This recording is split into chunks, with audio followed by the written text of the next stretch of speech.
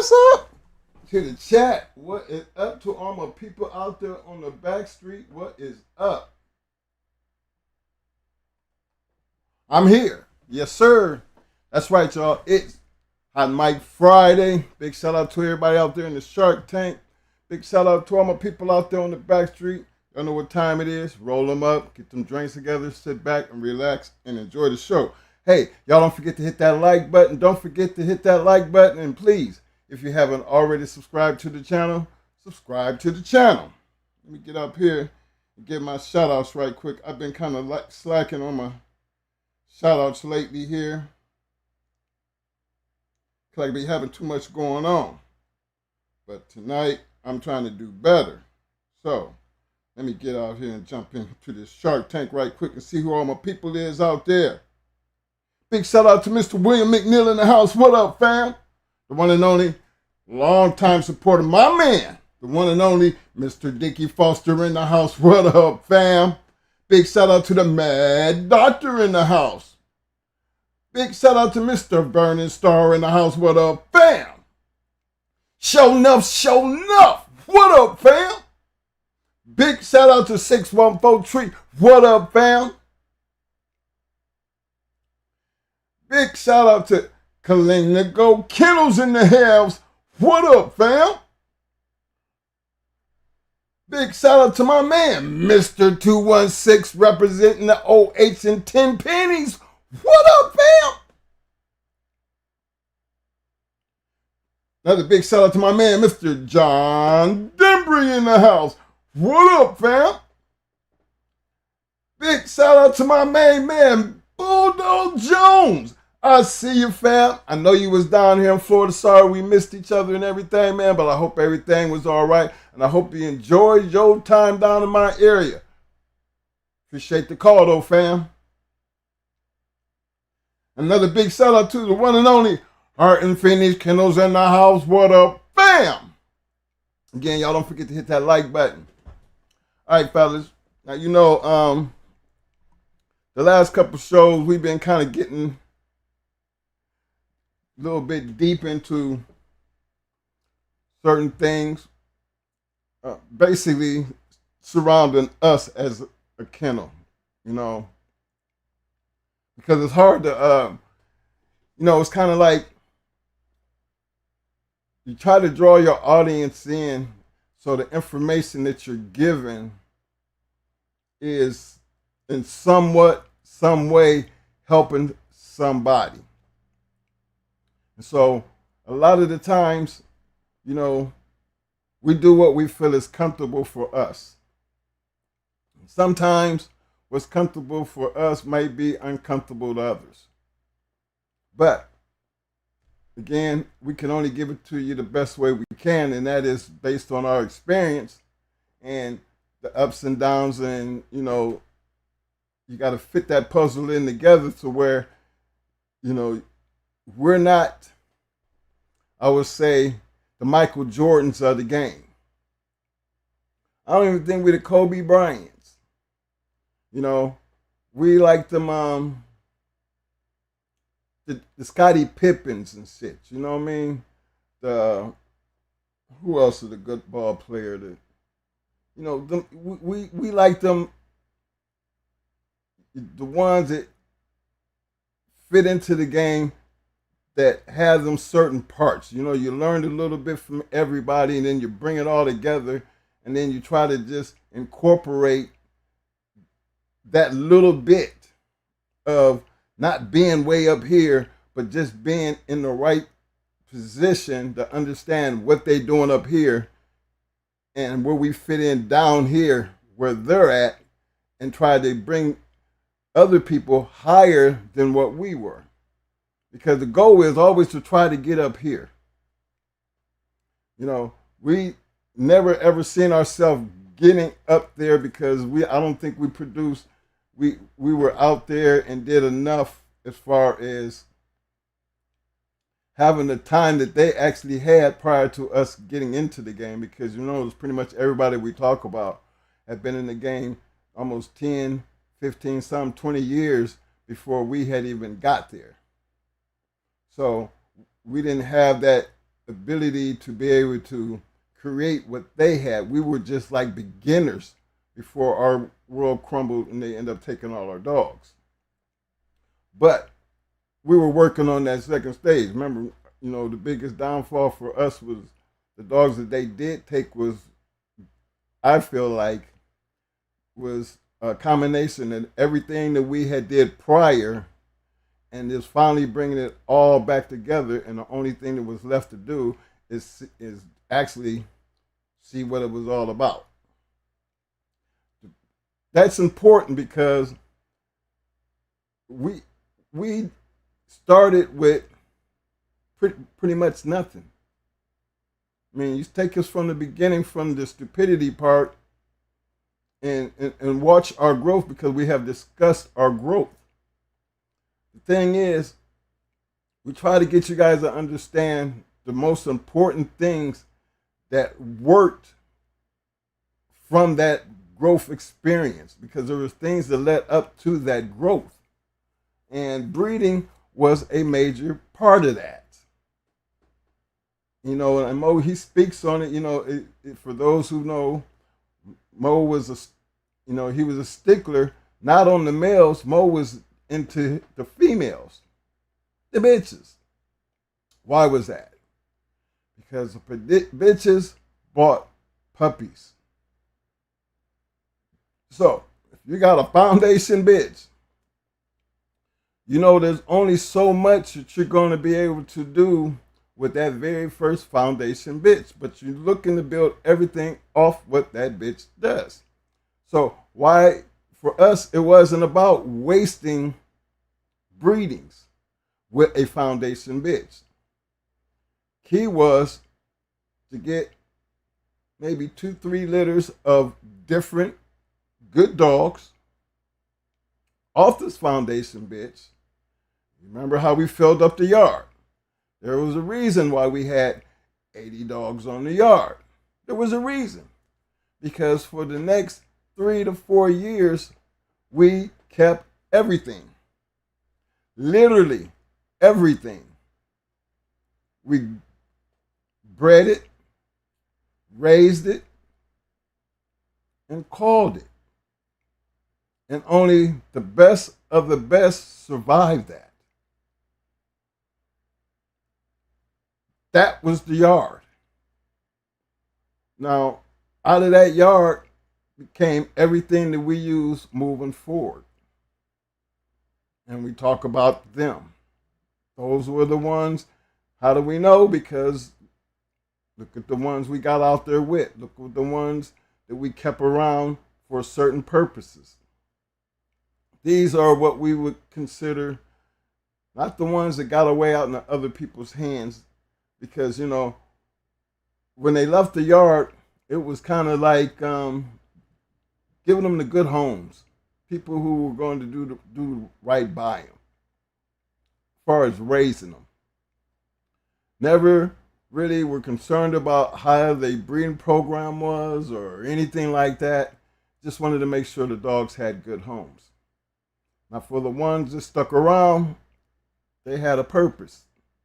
And that purpose was important because we weren't actually selling puppies. We were not public. We weren't open to the public.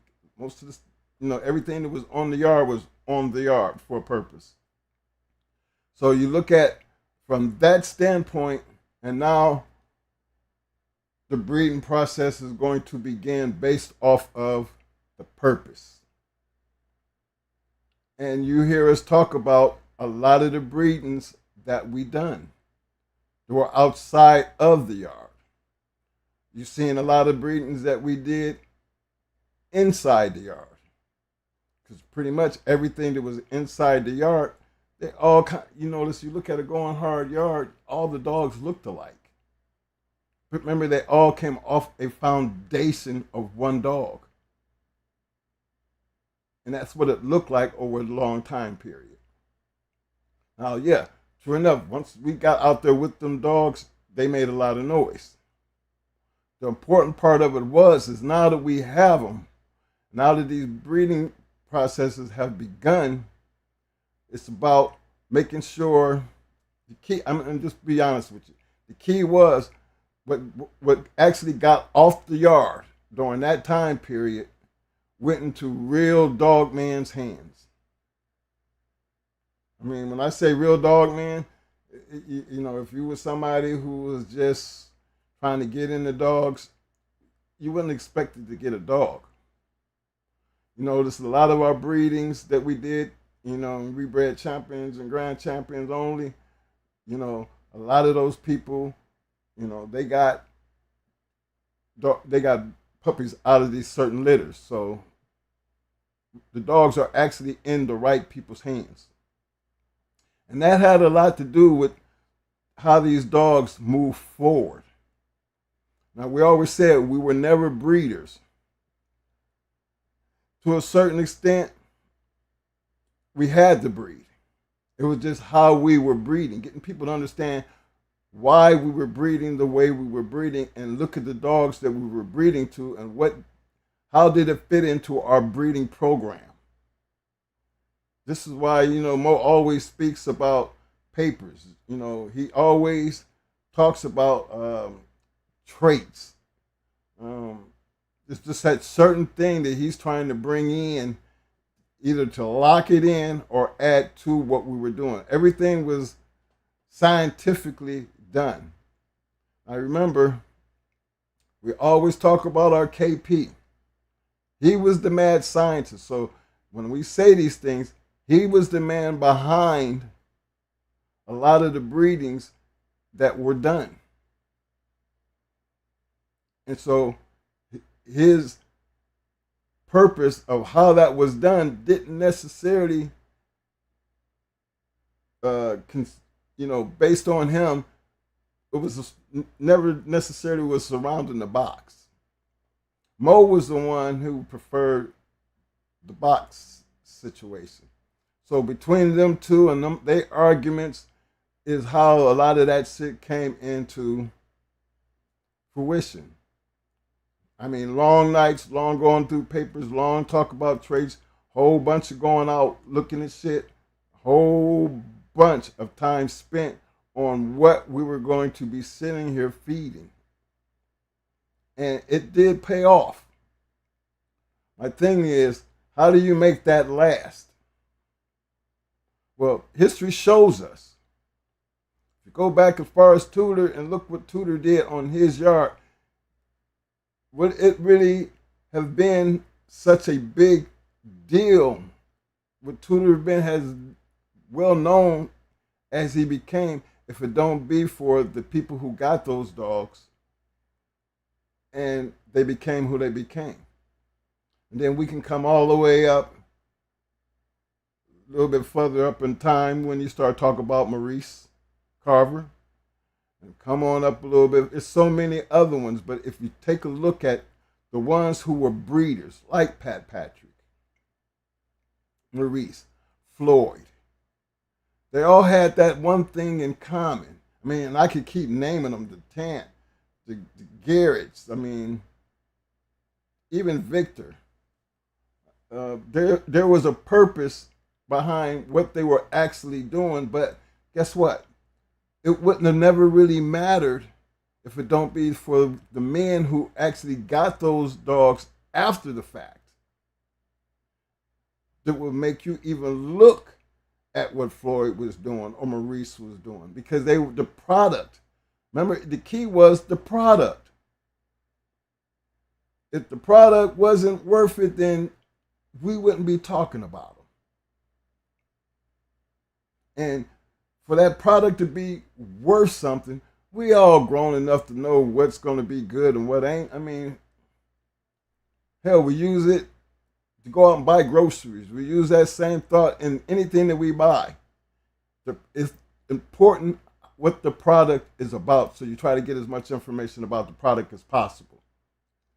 Well, we take that same mentality when it comes down to like our guard dogs. We have one foundation female and we have a foundation male. We put them two together So who do you think we working off of? Is it the foundation male or is it the female? Well, actually, we wouldn't be able to have puppies if it don't be for the right bitch. But the key factor is the male. For us in our protection thing, the key factor is the male, which is chaos. We're looking for those puppies to be like their father. Why? Because he's bringing in the intelligence, he's bringing in the aggression, he's bringing in the body, he's bringing in the look. So what the hell, twin? What the female there for? Well, fellas, this is why I be saying in history, men have bred cold bitches. Why? Why do they breed cold bitches? Well, if you go out and look at some of the famous cold bitches out there, look at how they're bred. That's all. Just look how they bred. To me, a cold bitch is a bitch that don't never start. She's just, not something that started and all of a sudden quit. No, they never start. Those are like gold to some of us. Why? Because all the ones in the litter, that one right there, she's lacking something that everybody else got, which makes her special, because that means she's holding so much more than what the other ones might not have. It might be spread it around. So we always looked at that as that one thing, like our female, mayhem. We don't expect her to be chaos. She's a beautiful dog, beautiful, very smart, well trained, but she doesn't have that fire as chaos. See, chaos was a Malinois that fits the all-round Malinois. Malinois are not friendly people. They're hard keeps. They generally try to stick close to the family. And any outsider, you have to have that dog very, very well trained to be able to pull back on their aggression. Where Mayhem, we didn't have to work that hard. Oh, we could, our trainer, and she does all of that. But we don't have to worry about Mayhem like we have to worry about chaos. But, beautiful dog. Put them two dogs together, you get beautiful puppies. Puppies act crazy. Why they acting crazy? Who is their daddy? Mayhem. These puppies are going to be a hard keep. Can't put them puppies in just anybody else's hands, because we already know they have the aggression of their father at such a young age, just like he did. So why would you put that Malinois in somebody's hand who probably don't really know what they're getting? You have to be able to make sure that you're putting these dogs in the right people's hands. Same thing with the bulldogs. For the ones that would actually have the chance to come in and grab some puppies, these dogs were able to be put in the right people's hands to be able to do the right things by them. Same thing Victor did. Victor only put the dog, he bred the dog, all the dogs, but he put them out there. As you notice, everybody didn't run back to Mayday. Everybody didn't have the opportunity to run back to Mayday. So they had to make do of what they had on their yards. Now, of all the times that Mayday had been bred, I can truly tell you, after, and it says 1,500 something times, puppies, on the ground, but you don't hear about 100 great dogs either. So at some point, you just breeding and to sell dogs. But think about the people who actually had that good shit and the breedings that they made. Most time, with our dogs, we were putting them in the right people's hands, and they understood the concept. And that's what mattered as far as the breeding program on how to be able to, first of all, lock in what you're looking for, because you notice we did a lot of breeding on our yard, lots. And a lot of it we did some inbreeding, not much, but certain things you wanted to tighten up. Certain things that was working, you needed to tighten up, because you don't want to. Now you don't have to go outside the yard. Most of everything you need is right there on the yard.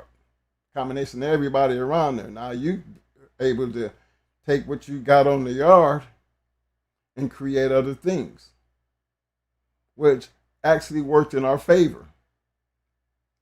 So the breeding process is one of them things that where we paid close attention to, even when it comes down to, even if it was about running up a wall or treadmill or even a body. When we breed Malinois, we breed, mic check, we breed for aggression.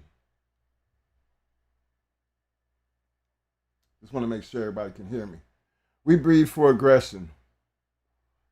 And the purpose of breeding for that aggression is because they're attack dogs, they're protection dogs. This is something that we need to add to the program and for it to work the way we want it to work to serve our purpose. Well, pit bulls. What if we're just breeding for bodies? Or smarts. You know, a smart pit bull can be a well-trained pit bull.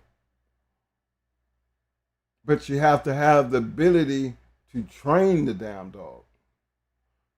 You know, what if he don't have that smartness? You know, like to me, Brat was a hard keep. We've had dogs on the yard that were just hard keeps.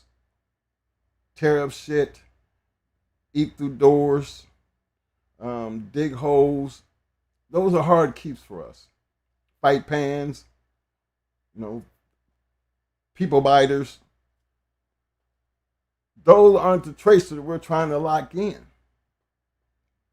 So we're going to might take the crazy ones, you know, but we have to also understand what is coming along with what we're doing the breeding for, why we're doing that breeding. Which brings me back to bodies. Okay. We weren't never breeding for color. Color was something based on our breeding program that all the dogs, regardless of how we did it, and I guess the foundation had a lot to do with that, and we stayed within the realms of the breeding program when it came down to that foundation, that they all were coming out looking the same. A lot of red noses and some black faces. But never no black dogs. Very rarely, I think, with the Grand Champion Yellow Buck, we had brindles. But then you would think we would have had brindle dogs coming out of Grand Champion Ace, which we did. Yeah, we did. We had one. So there was a lot of breedings that you know, that foundation bitch always was coming through. Even the traits, the stifle stuff, all that stuff. It always came through. So you take that same mentality. And remember, we used to tell you guys, hey, you know what? Most of the dogs we bred to, we seen. You know, we actually got out there, take that ride, go see what the work looked like. Yeah, need to get some of that. You know, that's the difference. And just reading the book or seeing something and saying, hey, let's go do that. No, most of our time, we actually got out there and went to see what we were dealing with. The importance of seeing it for yourself is always better than somebody telling you or reading it. Because when you can see something for yourself, I mean, there's nothing better than your own eyes, your own conversation. You know, you're right there. It's like, you know, buying a car. I mean, it's hard for me to buy a car online. I would have to go see what I'm buying. You know, it's hard for me to buy a house, you know, without seeing it. Anything, I got to see it to believe it. You know, I want to see all the flaws. I want to make sure, I want to look at it, see what it look like. And that's what it is when you're dealing with a breeding program, because you want to see for yourself. But for those who don't have that ability to see for yourself, I mean, you have to go down and you have to look at the process. Being that we were never the ones who took papers and put papers together, we actually bred based on what we've seen. It's hard for me to tell you about how to breed by papers, you know. So for those who, you know, I'm trying to get you to understand, you know, we're not knocking that part, but it's something that we can't try to sit here and explain our success based on something that we didn't do. That's just how that part went. That's not knocking what people do. It's just something that we didn't do. We took a combination of everything, put it together, went, seen it, and then looked at it and see how it would work and what we're looking to get out of it. So, and we do that with our protection dogs. You know, we liked it mayhem. There's a female, she's going to be the foundation dog. We already have the male. Boom, this is how we're going to do that. All of these things are always going to show our way of thinking based on, you know, the purpose. Because there's going to be a time, if you're raising it and you're feeding it, you're going to want to see the success in what you thought in the very beginning prior to you doing that, if you're actually going to get what you set out to get. And I feel like for all those, if you're trying to do the treadmill racing or you're trying to do confirmation shows, hey man, listen, when they out there breeding horses, you know, and I can tell you about horses because my wife's father, he breeds thoroughbreds and trotters. Man spent a lot of money on some of them breedings, man. But guess what? He stayed competitive in that world. I mean, he stayed very competitive based on his breeding program. I've seen a lot of dog men, you know, who weren't really breeders, but they were successful at being able to maintain years and years of breeding, consistently breeding good dogs, and their foundation still stayed strong. And to me, that was amazing. So based off of what we did, trust me, we got that from other people who were successfully being able to do it. Now, of course, yeah, it takes years to see the production of your work. But maybe that's what makes the real dog man, the one who's in it to win it. And I stress those issues because a lot of us in the now, they're building their yard, whether it be for confirmation, running up the wall, for whatever purpose. But it has to be on that person to actually be able to honestly be honest to yourself. Is this product that I just bought going to be able to fit what I'm trying to do? That's very important because you can waste a lot of time, money in doing something that don't turn out, and that's just time wasted, money gone. And then some are so much invested into it that they're trying all these different things to try to make it work with no success. And to me, that's what we're trying to prevent. If we're going to help somebody, we're going to help you to prevent from doing that, because all of it starts in the very beginning based off a decision that you make. And that decision is going to carry for years. You know, And imagine basing your line off of something that didn't work, and it just kept going and kept going because you were trying to make it work or find the right combination and think it was going to work, and it never works. That's just a whole bunch of bulldogs.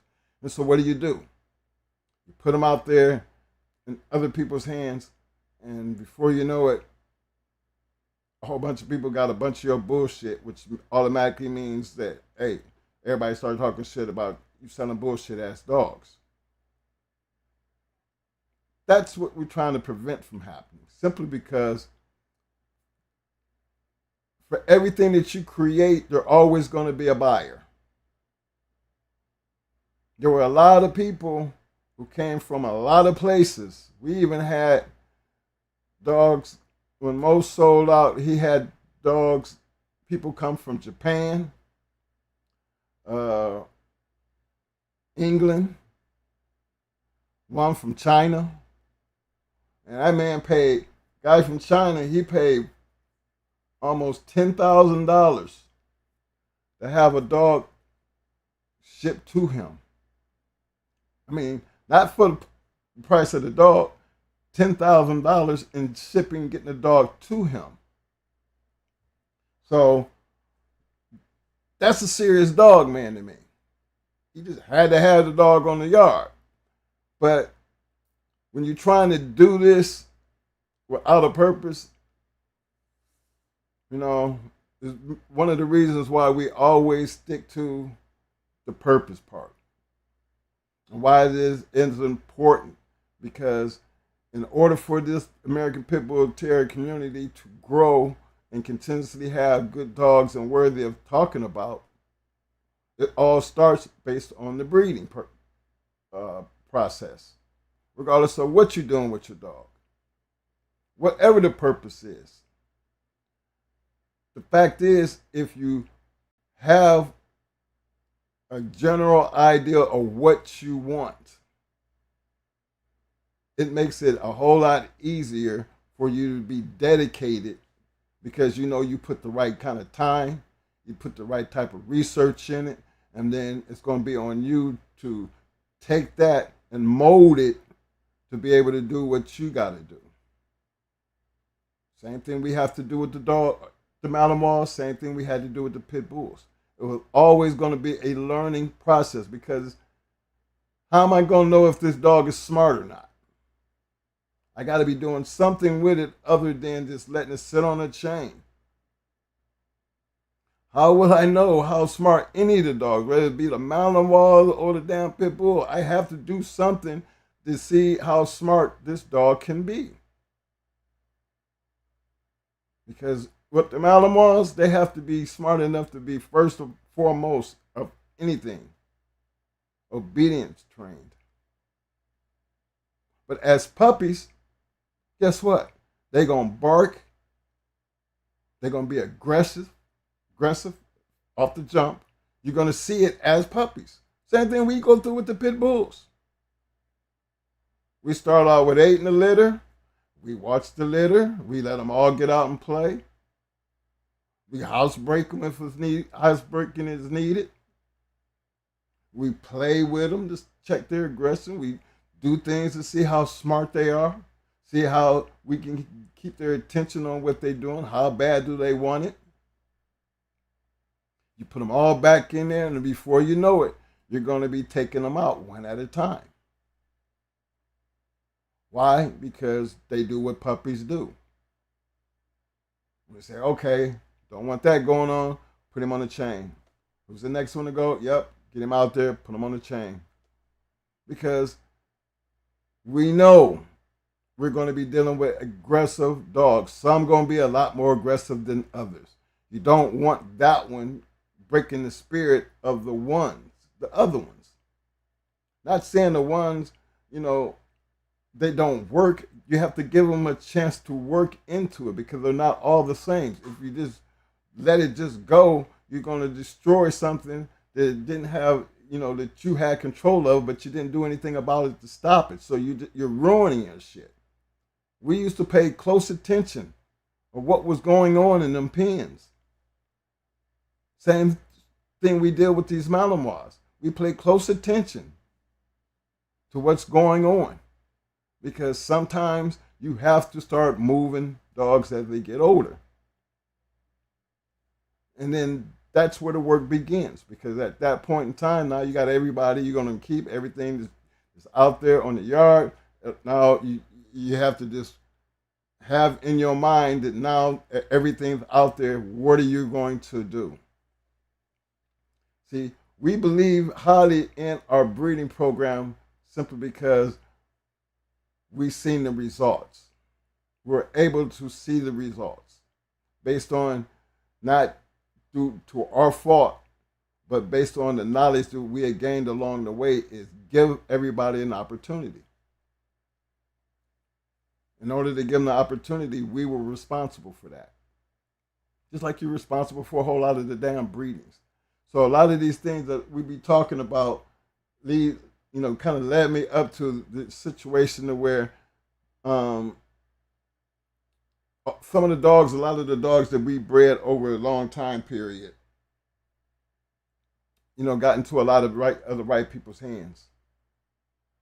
And due to that, it wasn't about them having to come back, because they had enough of the right stuff that they could do the things that they wanted to do based on they understood what they had. Which takes me to why Carver became who he became. Tudor and all the other ones. Everything that I'm saying to you. With other people who took those dogs, a lot of them people would come back. How many people we had the opportunity to go breed back into Mayday with a daughter? But how many times through all them breedings that Mayday did that actually happen? Well, Victor had Mayday, he had Dragon Lady. I think he had Chance. I mean, he had some shit on the yard, but never seen him. I think he might have bred Mayday the Dragon Lady, but he did not do that before he left the States. That part we do know. And what happened over there when he got to Ecuador, we always throw red flags up about that situation. But again, there were certain things that you would think he could have did that he didn't do.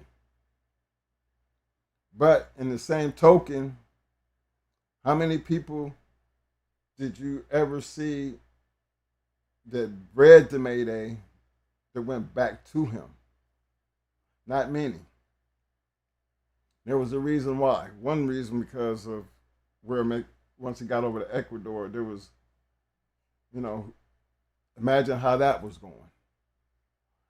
And the other reason is Victor didn't trust a lot of people.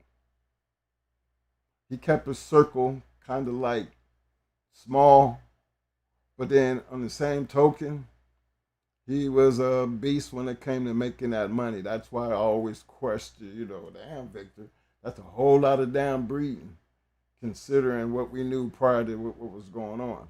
But these are things that, us as dog men, we kind of have to look at simply because our product, that's the whole key for us. We have to create our product based on the things that we're doing. So it's important that we have to understand what we're doing, how we're doing it, and what we're expecting when it's all said and done. And I bring that up because a lot of the new guys is out here, just trying to start these yards, and with all these podcasts and everybody's opinions, you have to understand the story gonna be told as these dogs grow up. They gonna be worthy of being talked about, or ain't nobody gonna be talking about them because there's no reason for anybody to talk about. So that's what separates good dogs from unheard of dogs. Now, it's been a whole lot of champions and grand champions over the many years that we were in dogs that were kind of like where they at, And remember, we traveled a lot. But again, why were so many of these other dogs missed? You know, you had them private areas that had them serious breeding programs, but only, think about the ones who came out of them quiet spots and them grand champions and really didn't nobody know of them. Then you find out they're a grand champion, and all of a sudden, boom, they're producing. You know what I mean? That right there makes people look like, where did he come from? Because there's a lot of grand champions and champions that's out there that were producers. But you would have never known that they was even producing anything until 5 years down the line, and you go back and you see this great dog come out of it, and you say hybrid, and then you look hybrid and see, well, hell, they've been breeding this consistently. Consistently. That's 5 years later. How did everybody miss that? Well, if you pay close attention and look at a pedigree, whether it be a 4th generation or go back to the 6th and 7th generation and the 8th generation, you will, sometimes you'll notice that them unheard of dogs, they've been consistently bred for years. They've been producing like this for years. And you realize, hey, these dogs have been private. They have been, hidden in corners, and for some odd reason they got out because somebody got sick or they put them in the right person's hands, and then they're having the ability to do the things that they did, and now everybody starts talking about it because now it's out there. Because good shit is hard to keep quiet. It's hard to keep good shit quiet. And so, keeping that thought in mind, when you run in the breeding program, it's always going to be based on what you did as far as your animal was concerned. Your animal will always speak for your success based on what you're doing. Now, I'm not one to go around selling puppies. Never have. We just wasn't puppy peddlers, so it's hard for me to, to get into a puppy peddler's mind. But I also know that just because you breed a grand champion to a champion, you're not guaranteed to get what you're looking for. So don't get that that conversation, like we just like stuck on gold on that situation, because nothing is guaranteed. You kind of, to us, it's kind of like you're increasing your percentages, but it's not guaranteed.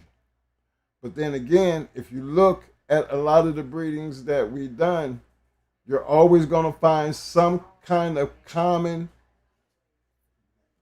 it's a common formula that you're going to see there. It's not just any grand champion. That grand champion going to have something to do with this champion bitch. There's going to be some type of formula there, which increases our chances even more. I think history has shown us plenty of times that a whole lot of them grand champions and champions bred together, or 2 grand champions bred together, and they didn't produce shit. But then for those that the ones that we know didn't work, go look at it. Go look at why that happened. Where was the formula at? Was they just throwing them together to create something? Because if you look at that formula never worked regardless of what they were breeding. It really never worked. So there's always a reasoning when it comes down to breeding. If you are a bulldog advocate, you into this as if it was you the mad doctor. This is your science project. This is your name on this. You're going to stand on it, and this is how you're going to roll with it. It's going to speak for itself. Why? Because you're going to have everything outside of not just your work, but your dogs will do the talking for you. And I mean that, even if it's in the confirmation, regardless of what it is, the dog will bring all the success that you're looking for without you having to say anything. All you have to do is be willing to put in the work and then put them out there and show the people this is your work. This is your breeding. Now, once you have that type of breeding, how do you keep it to where the longevity of the performance doesn't get watered down to where it starts hurting you? And that's where your controlled breeding comes in. Because you're going to be responsible for the longevity of your breeding program. The dogs that you put out there, the dogs that's going to be in other people's hands. See, that's where the longevity is going to come from. The longevity doesn't have anything to do with nothing but the person who has your dog and what they do with it. Some people might take that dog out there, make a name for it, and come back and try to double up on the breeding program. They're going to come back to the source. That's Journey Works most of the time. Coming back to the source. Not everybody has the ability to get back to the source. So sometimes you have to double up when you got a chance. Inbreed where you need. You know, I'm not, you know, I think Mo would be stuck on that 3 in, 1 out. You know what I'm saying? That to him, that's him and my our kennel partner. That was the norm for them. 3 in, 1 out, regardless of what the situation was. Tighten up what was on the yard. Tighten up what we was trying to keep. Tighten up a whole bunch of shit before you start bringing some other shit in. So that was our concept. But the longevity part is totally out of your control. Longevity comes based off of what people are able to do when they get their hands on your shit. Whether it be through performance, you know, confirmation. I mean, there's nothing to talk about a dog that's not doing anything, that don't have any accolades. Just how many times do you talk? I mean, what is it to talk about? There's really nothing to talk about. So what makes dogs popular? The purpose, whatever the purpose is, whether it be, you know, whatever, horses, guard dogs, hunting dogs, retrievers. I mean, all these dogs have a purpose. And if you're good with your purpose, people are going to come. How do you be able to maintain that purpose? By creating a good product regardless who comes. You have to be able to control the market based on your own product. And that is where we need to pay a little bit more closer attention to the breeding programs out here, because I don't want people to think that all of a sudden that we be trying to kill your breeding program. Well, no, we're not killing the breeding program. We can't talk about something that that wasn't us. We tell you how we bred dogs. We also tell you what our purpose was. We also tell you the people who were able to take those same dogs and do what they did. And then able not only do what they did with them, but be able to breed and keep the same program going. It had nothing to do with our way of thinking, because now they're taking their way of thinking, but they're implicating it based on what they see works for themselves. You guys have to understand how many people used to call back and say, "Yo, Mo, how should I go with what's the name in he? Which way should I go? Twin, so-and-so in he, which way should I go?" How many do you think done that? They're dependent on his way of thinking. What do you think? You know, most of the time, Mo always would come up with a solution, help him get it done. You know, and that's why I'll always say, fellas, if you just look at this game as a whole, because there's enough information, years of information, these men were able to do things that we can still talk about today, but you got to realize they didn't do it by themselves.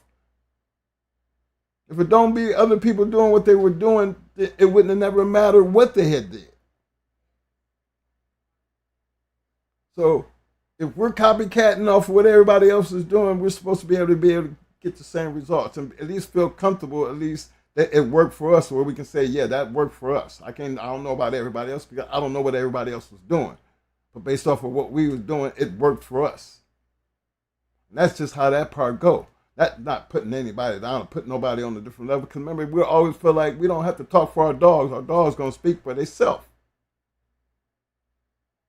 Regardless of what it is, whether it be through the breeding program or through their purpose. Whatever the purpose or the breeding program led to, regardless of what it was, the product is going to always show the success or the failures of what you did. So I'm gonna turn this over to Mo, and I'm gonna let you know how Mo get. Mo gonna get in this stupid detail, just to get you guys understand not just about the breeding part of it, but how it was able to keep the Boudreaux and the Tudors and even Victor, how these dogs were able to keep doing what they were doing over the years based off of how it was being used. Because once you got we say this about the formula all the time. All the time. And it's kind of like, it's almost like you in a kitchen trying to bake a cake. But you're going to make your cake taste better than everybody else's cake. Now, you ever heard you can have all the ingredients exactly the way, but for some reason, your cake didn't come out like that other person's cake that you love so much. Now, what do you think happened? I did everything you told me to do. And you ever hear that story? You know what happened? You didn't put the love in it. I put love in it. I figured out what that love is. My mom was a baker. My wife is a baker. I understand what that love is. I see my wife give plenty of people the recipe on how to do things that she's baking people and she's trying to help people out. And they be like, but mine didn't come out like that. And she would always say, you got to put the love in it. To me, her thing was, I asked her, what do you mean by the love? I know what it meant for us. I knew what it meant for my mom. But I understood because my wife said the same thing. You ever putting something together, you taste it, and you say, I need a little bit more of this. I need to add a little bit more of that. That's that love I be talking about. You got to be able to find that extra that suits you. What is it with all that they gave you? Now, where do you put your part in? The part that you got to throw in there is that extra they didn't tell you. You got to be able to see through it and make it work for you, because at some point, sometime, it'll be that little bit of extra love that you put in there that makes what they gave you that much better. Turning this over to you, Mo.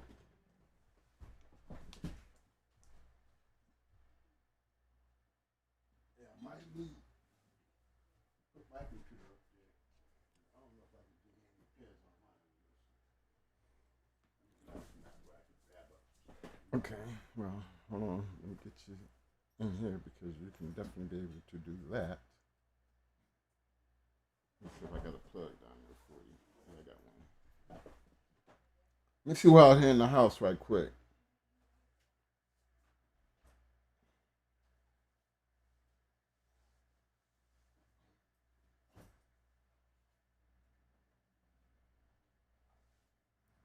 I want to give a big shout out to my man, Just a Dog Man at USA Canine. What up, fam? My man, Oat Man, I see you, fam. Talk of the City Kennels in the house. What up, fam? City Boy Kennels. What up, fam? Big shout out to Susan Duncan. What up, fam? I think I did say the big shout out to the Mad Doctor. Big shout out to my man, Mr. Vito Rashad in the house. What up, fam? Big shout out to my main man. Bite down and shake that like button. Double M Tesbo in the house. What up, fam?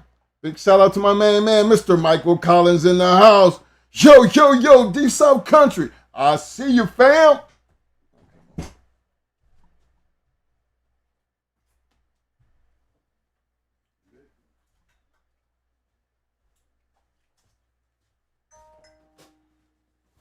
What up, everybody? Jumping in here right quick. I'm gonna do something right quick here. Hold on.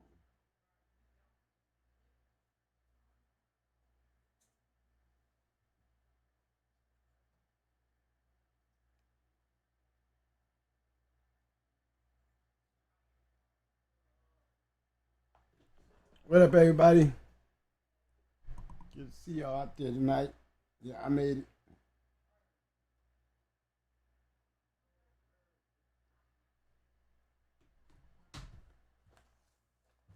They might hear a plug.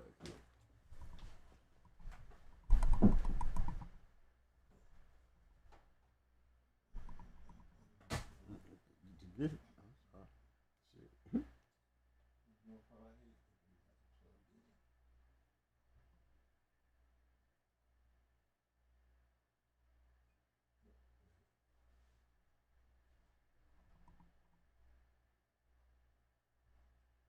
Got it? My man.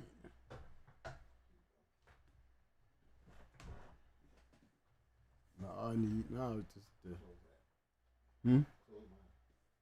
close yours. Shit.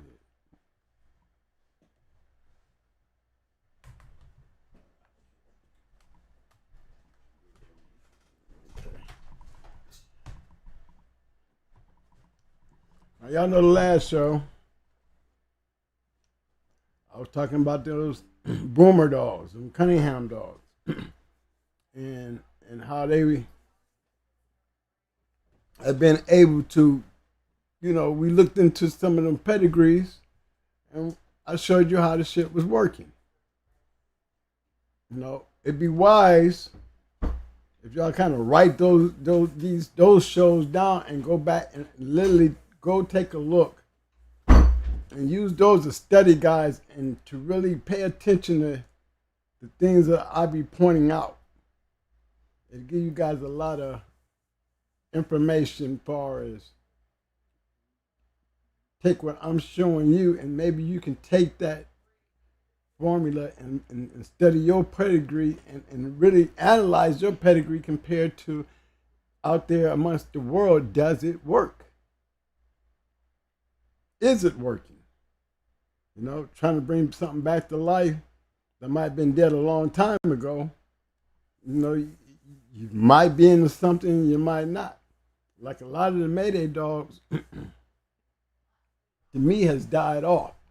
I think, we still got some Maytu stuff. We've got Maytu in them out there. I still see Spartacus, the Lucane stuff still out there. I see the Mayday Stone City. I see a lot of Macho Buck stuff being mixed in there. It seems to be working pretty well.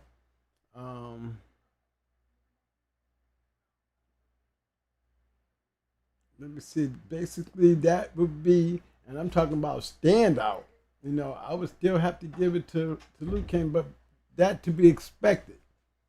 And the reason why I say when it comes to Lucane, that to be expected. One, he's already ROM. We already know he runs from a line of, he's part of that history-making squad, being the sire to grand champion Miss Luca.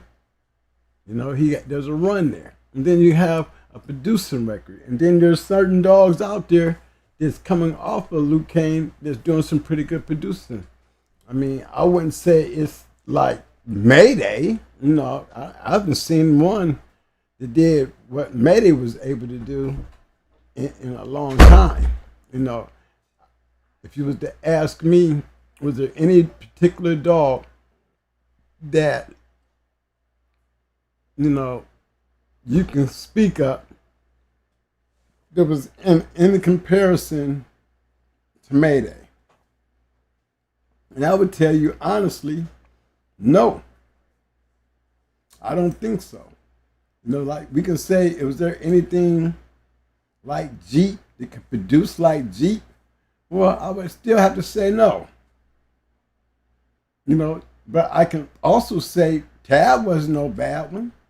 I can name a couple of dogs coming down off of the Jeep line that can say that, they were some great producers. But was they Jeep? No. But they had producing abilities to carry on Jeep.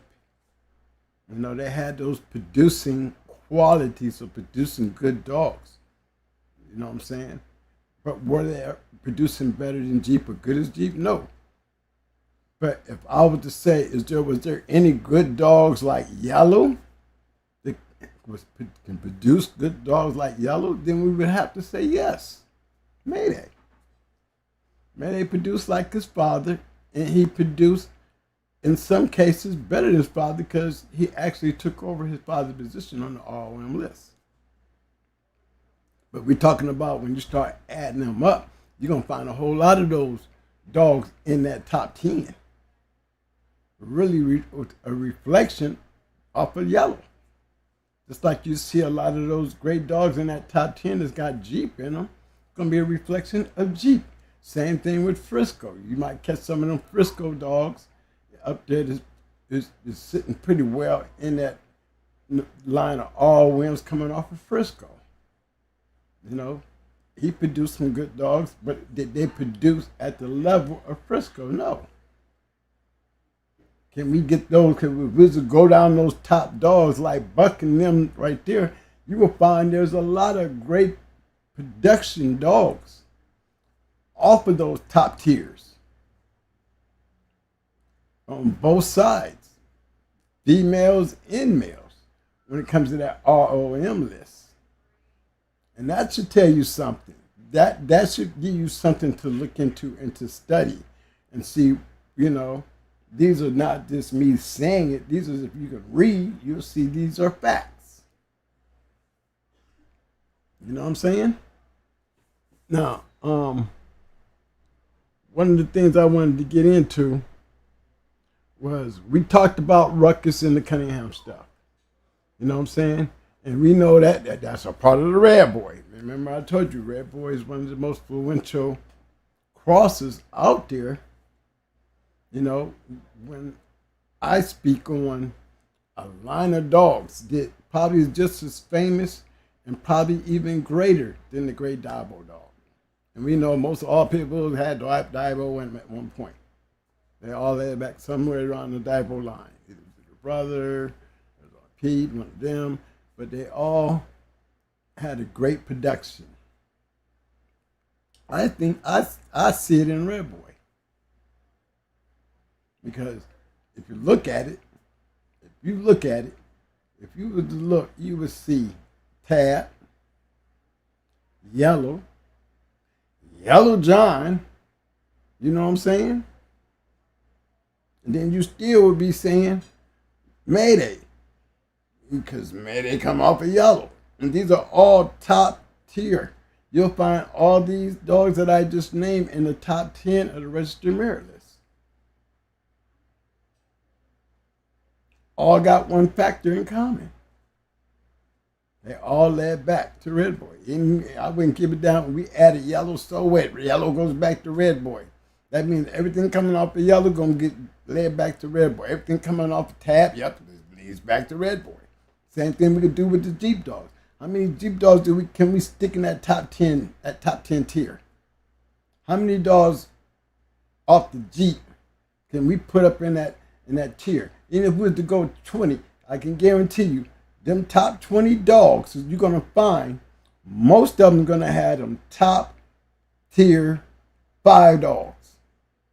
Them top tiers in the registered merit list, I guarantee you. So when you breed and you're understanding that, you can look around and go searching and find out why. Not just grab your own papers and be like, no, I got to go and see what was it about these that made all the other people that was breeding to them, they said it was maybe all right, maybe not history making, maybe not even honorable mention. But there's some out there that's got this shit going. Let's see why. You know? So today, I still be on that St. Benedict's Bailey stuff. You know, I believe another fashion of Red Boy. Come on. Come on now. And I'm not being picky. I'm just picking out these dogs because when I say Red Boy, it doesn't mean anything if I can't show you certain examples. Like that's one of the main ones. Okay, let me see something here right quick, guys. I'm trying to figure out where I put this picture at.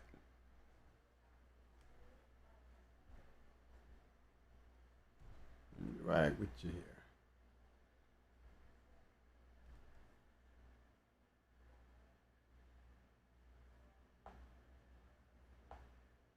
Yeah, I'm throwing up some pedigrees. We're gonna go venturing into some. See if we can do some research on the Saint Benedict stuff. What is the Saint Benedict stuff? You know, working. You know, I used to do this, mess with the buck dogs, but they did change up a little bit, and they had got some pretty good success out of that Saint Benedict dog. You know. So we're gonna go searching and go hunt it down. Today we're gonna play with some Saint Benedict.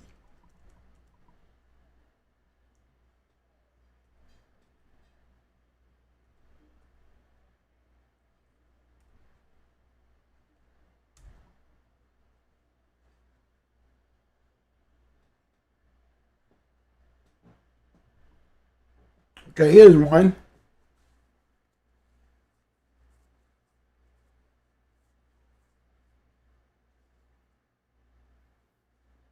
There's one right there.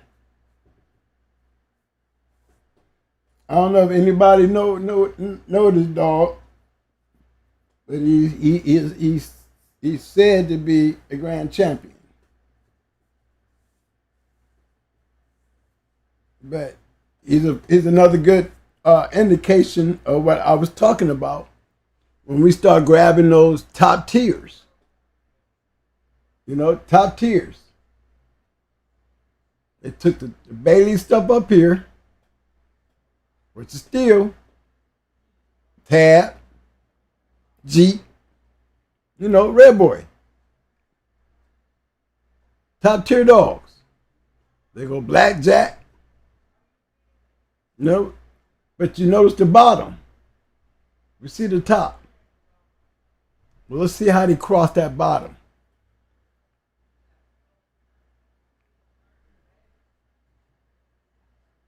Yeah.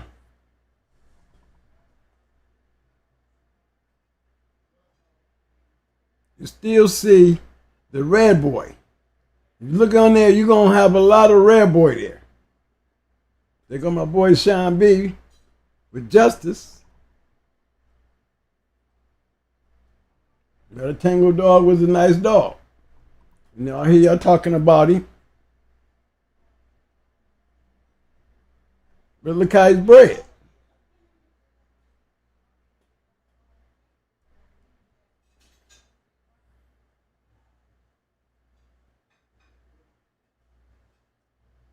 You see the bottom?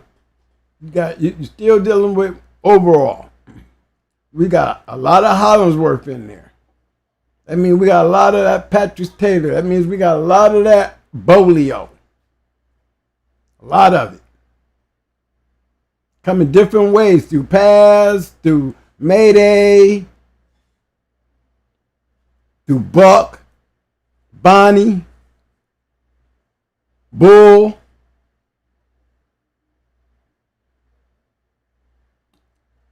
They go Buck up there. Then you got Jedi.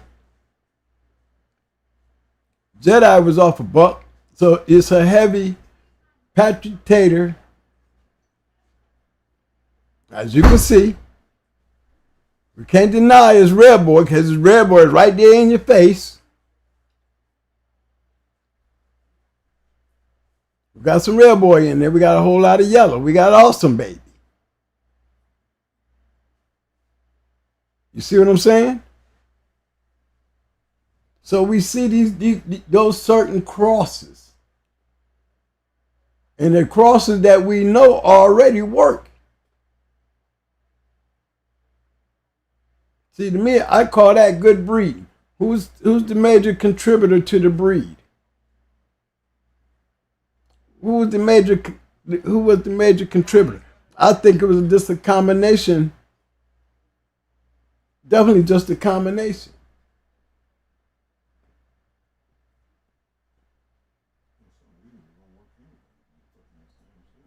Mm-hmm.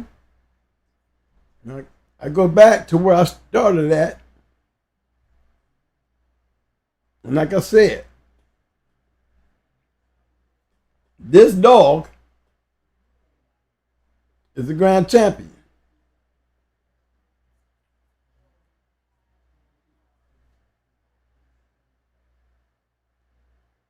Look at his breeding. So we know in the long run, I'm still showing you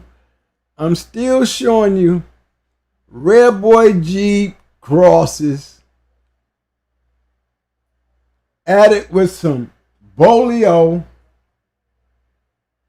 will continue to work. It works for Victor. It works for us. When all we was doing was adding Jeep. It worked for Stone City. All they did was add a little Jeep. Hardcore. You know what I'm saying? He had already had his Jeep Rascal stuff going. But he had yellow in there. There's your Red Boy. And when we crossed hardcore stuff into Stone City stuff, we had some winners off of that. We crossed that back in. We took some double gator and crossed it with Made to and got some pretty good shit. But today we looking at this dog. Okay? And this dog's pedigree and his line. You don't see it here. But he's awful close. Major factor. This right here, major factor. This right here, match dogs.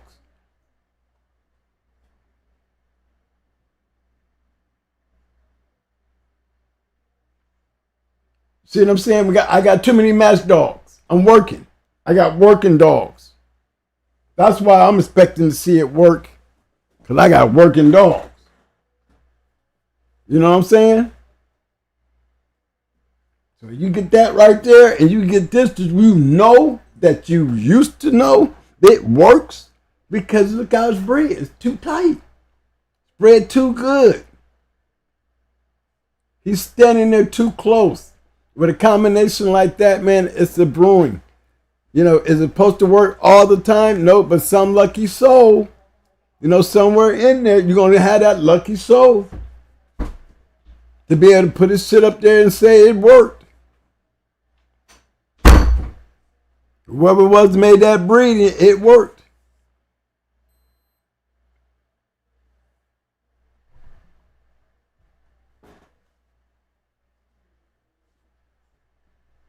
Good dog, right?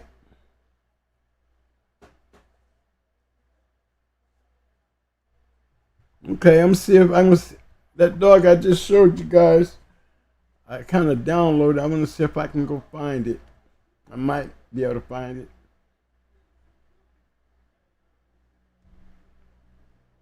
You see all that black dog? You see all that black stuff? You see all that black stuff?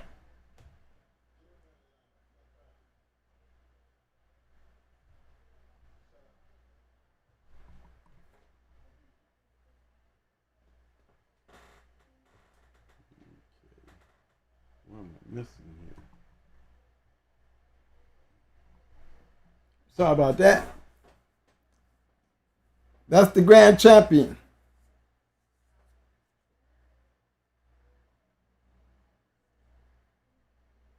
That is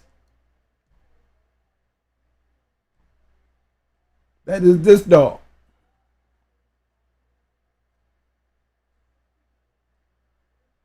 Nice looking dog.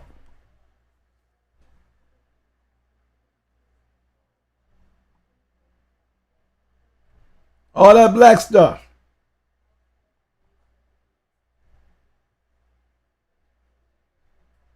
This is where the black stuff coming from.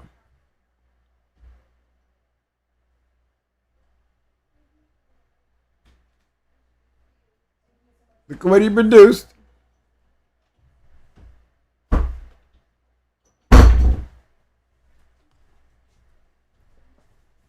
Let's go look up Taylor's Cash Money. We know who Taylor is. I always had, I put that thing up on Revenge.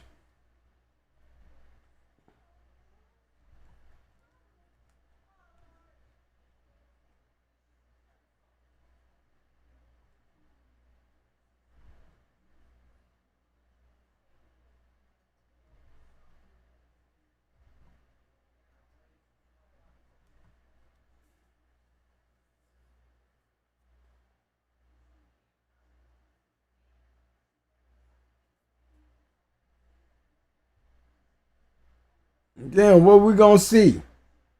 Y'all see Toe Jam in there? Look at that red boy.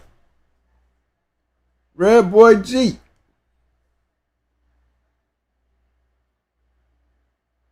Look how they breeding it.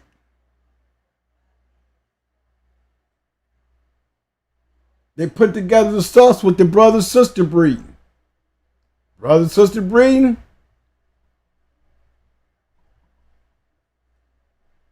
Add that major piece of the sauce. Again, look how he's bred. We're going to get our red boy. We're going to get all our red boy. But we're going to get that other part of it too. The shit that work with it. The Jeep.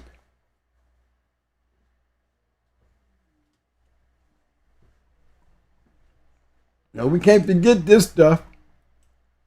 See, we can't forget this stuff. Because we got to still look at Honey Bunch. Why are we looking at Honey Bunch? Because she was a bully son dog.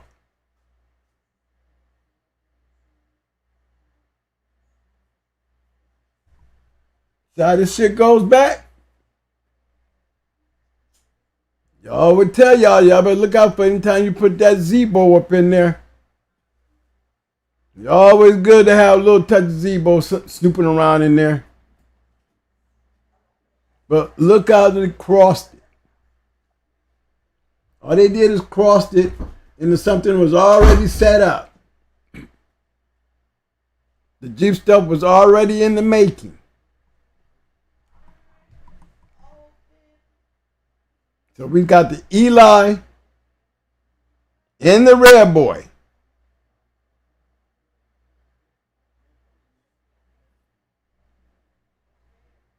We can say we can got some Finley's Bold and Kobe stuff, but which still leads back to the Red Boy stuff. In the end, part of it is still line breeding when you look at Finley's Bold.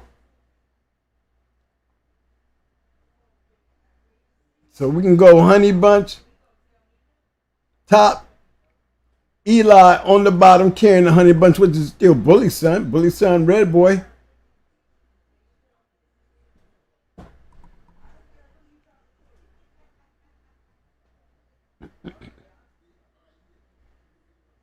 Okay, that was Cash Money.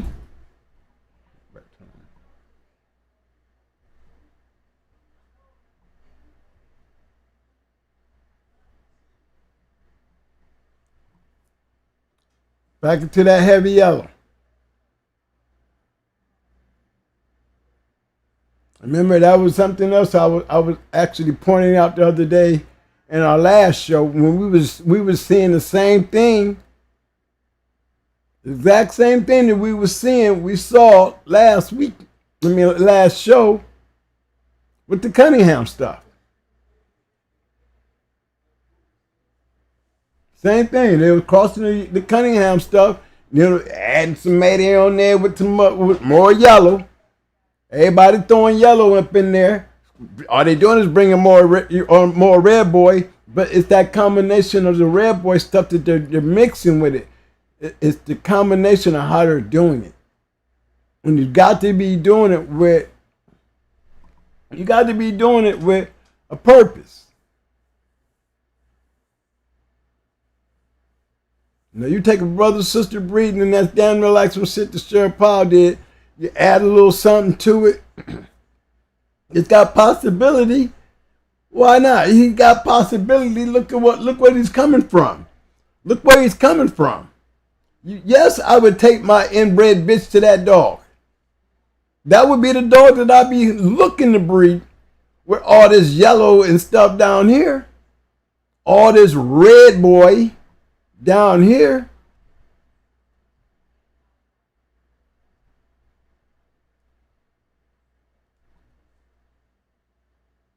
I'm still tapping in with all my Jeep. Still tapping in with all my Jeep.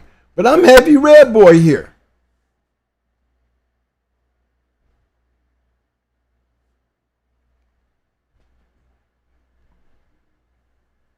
Good end result.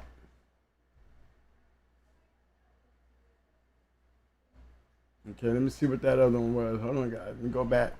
There was one more. Let me see what he was.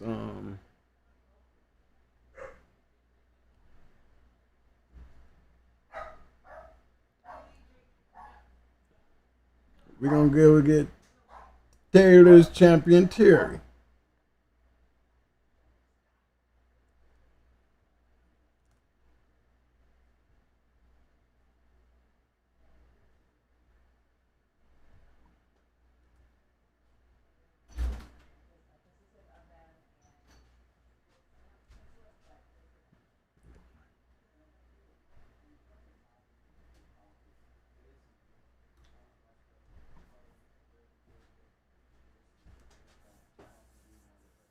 Look at this cross.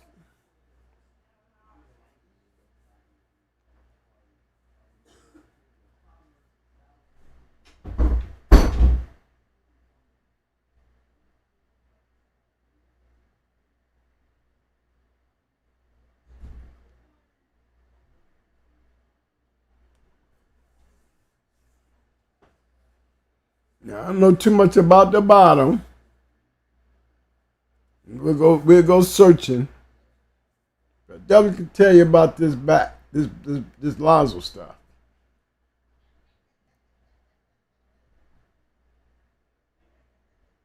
Heavy Elvis.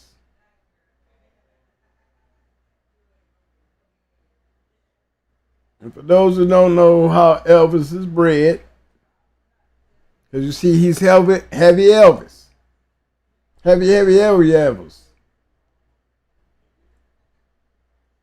Liquor Spud produced Champion Taylor's X, Taylor's Champion Snapperhead, Burst Champion Petty Rock, Taylor's Angry Lady 2-time winner, and Taylor's Chocolate Bear 1-time winner.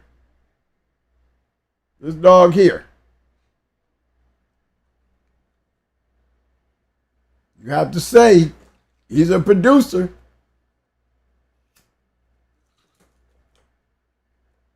But look, he heavy Elvis. What is this? Did anybody know? Did anybody know that? Was y'all looking for Zebo? Or Zebo's brother and sister? See, I knew it was going to be Zebo's brother and sister. Because you're going to find this bitch in Lady Sassy Me.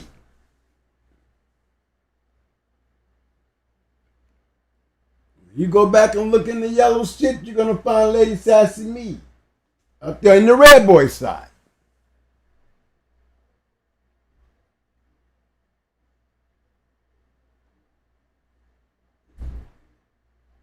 Lonzo's Champion Babe, Lonzo's Champion Bug.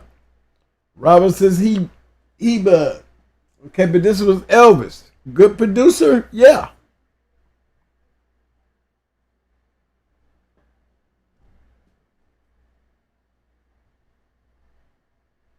This line is consistent to not Zebo, but Zebo's brother and sister. Look at all that Elvis. How many times you got Elvis up in there?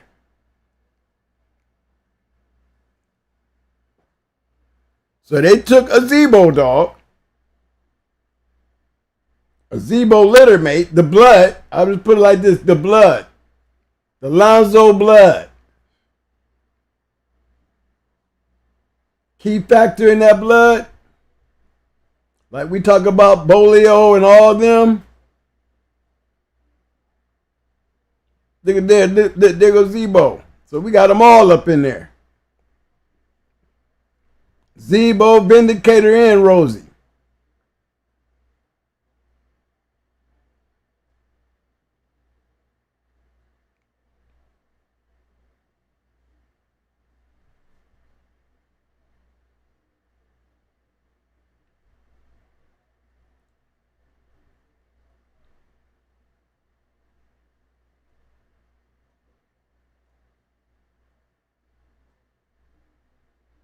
You know who made that breeding? That's Atlas Brewers Vindicator for y'all to know.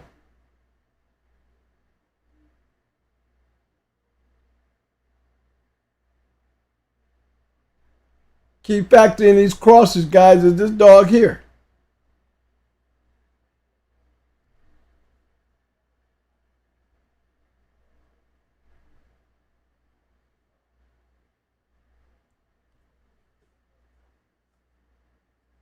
Y'all see that, right?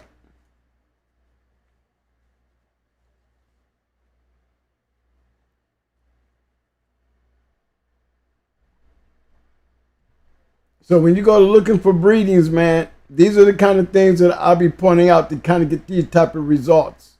These type. They serve, the lines are showing the purpose. They're being able to move along.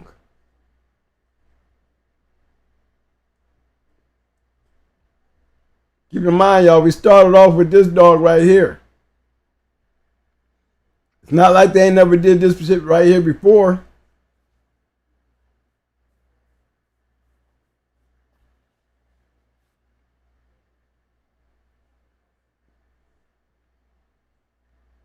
I mean, that's just like us taking and breeding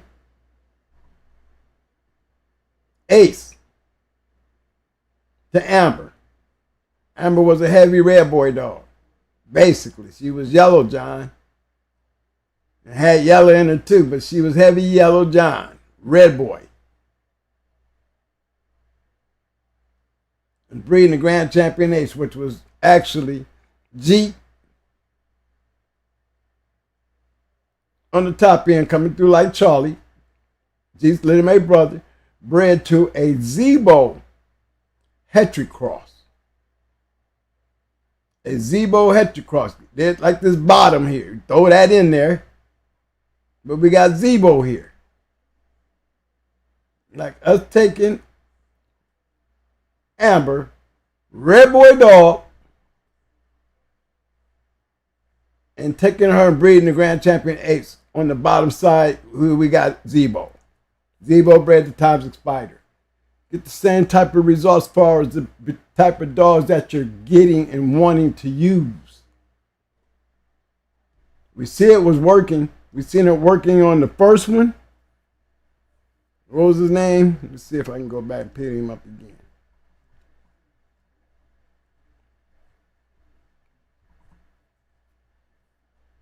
We've seen it work with the yellow, same thing. They go amber, all that yellow. You have some Jeep.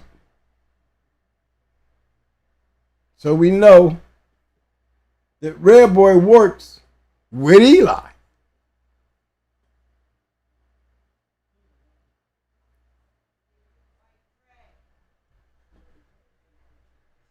And we always got to keep saying Jeep. We can always go back with the Eli all the way back to the Kobe on the Finley's bow. If we can do it with Bolio, we can do it with Finley's bow. Am I right?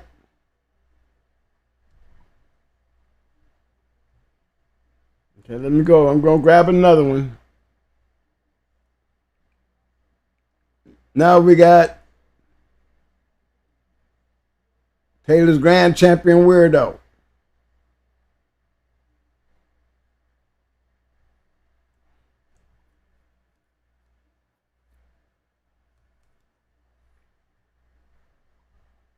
Keep looking. And we all we doing is we dealing with nothing but St. Benedict.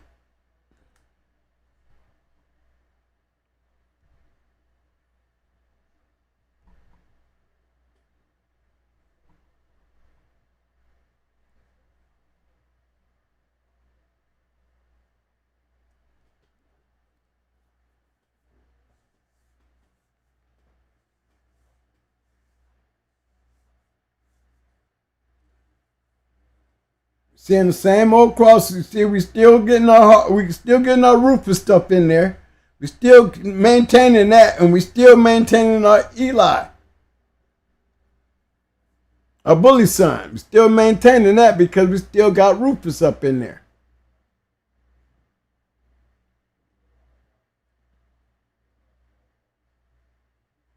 Weirdo, G. But we've seen this already. We this combination, again, here's another combination of the same put together pedigree with it working.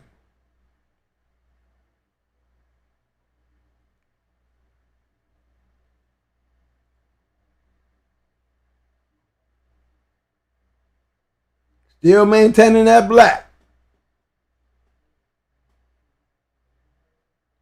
See, I would say this is probably one of the harder black dogs. These type of dogs, even like Blackjack and them. You know what I'm saying? Those black red boy dogs wasn't no easy, you know, I would say easy pickings because, you know, they had Jeep in them, but they also had that red boy, and they wasn't buckskin like Jeep. They wasn't buckskin like Tab. Dogs was coming out that black shit. That St. Benedict's black shit, that's the new shit. It's a new line of black dogs. Red boy, black dogs. Red boy Jeep, black dogs. Remember that. This is what we are seeing working. How many did I pull up so far? 3, what was that, 4? 2 grand champions I done showed you, and 2 champions I done showed you, and they all black. Jeep, red boy. St. Benedict stuff.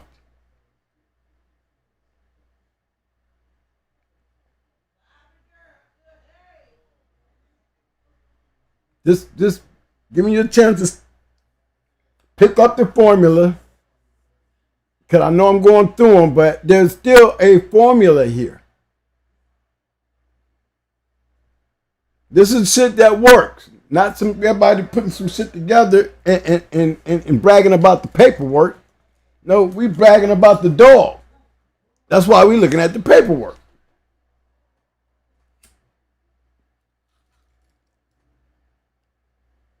Another 40-pounder.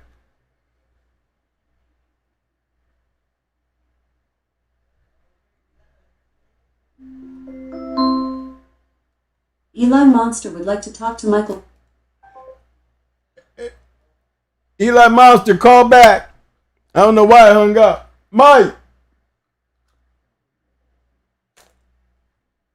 Okay, you see where we at now.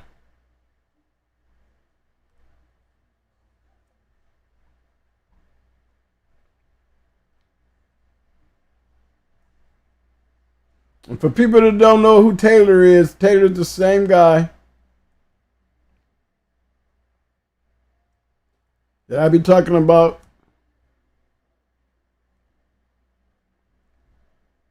When you find him in dogs like, oh shit, go back here.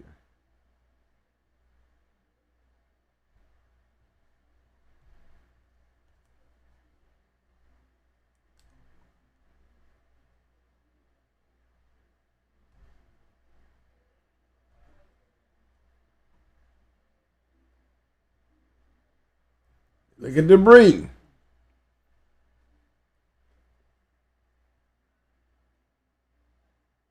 Now we double bred Bailey.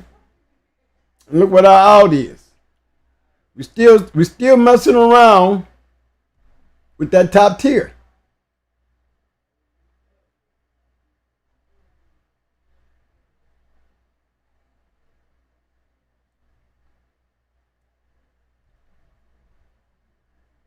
Black dog.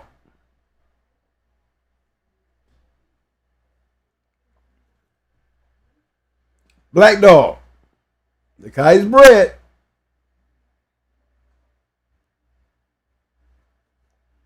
Hope y'all taking notes.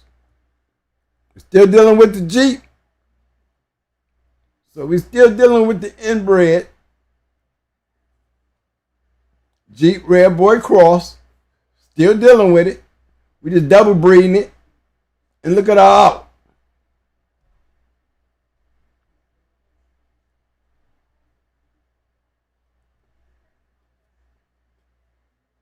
Still working with Progress. Why are we working with Progress? Because he's one of those top tiers. He's a top tier.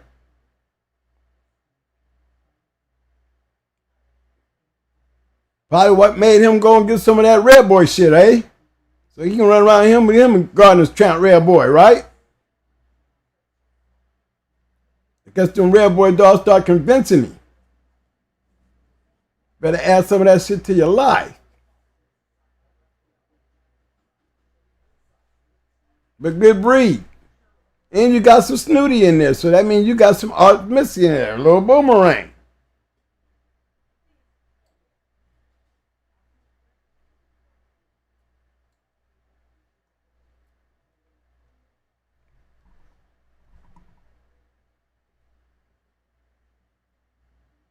Still got Eli Bully son.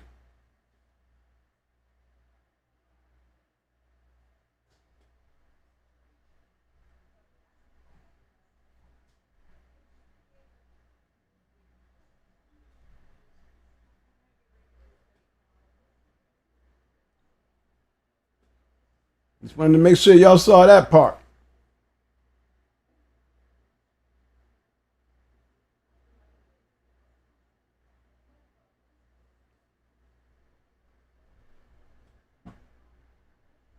So it's very well put together. Wisely put together. Commander Whitehead. Another good dog.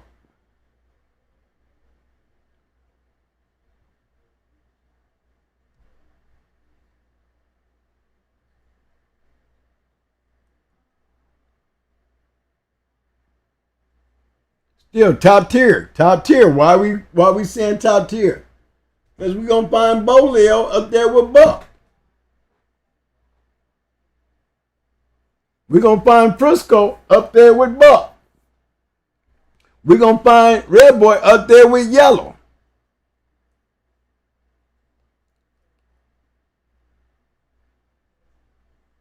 These still are top tier deals, still top tier dogs in these pedigrees. Genetic wise. Remember, I'm not pulling up nothing but winners.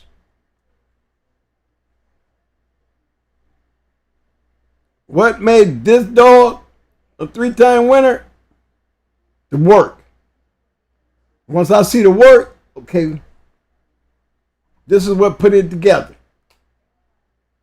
That's what I look at. That's what I study for. I study all these little intricate things. What made this dog special? What made this dog? What clicked with this dog? The man was on to something. He was a dog. He was a dog man for damn sure.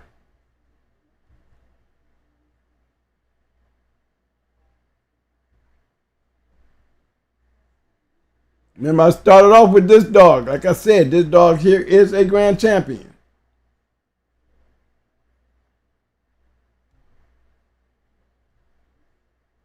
Okay, let's see. What's another one? We got Luther. And then we got Big Herb's Champion Jeep. Let's see if we can get him up in here.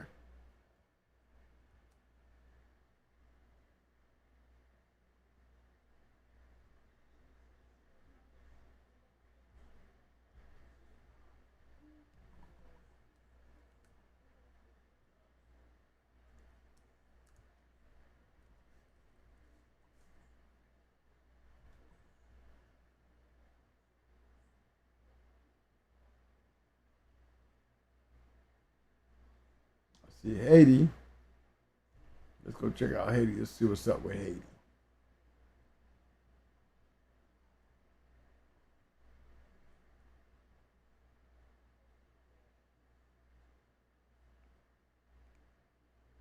Well, we're just supposed maybe overheard Herb.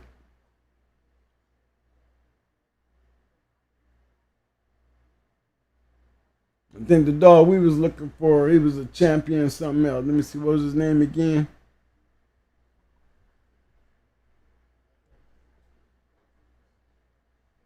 Herb's Champion G.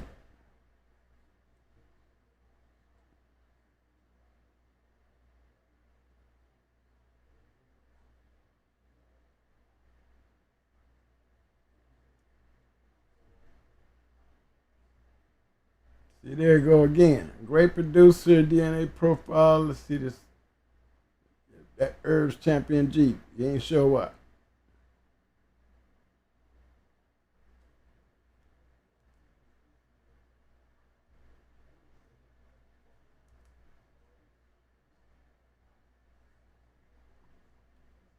No, I ain't seen it.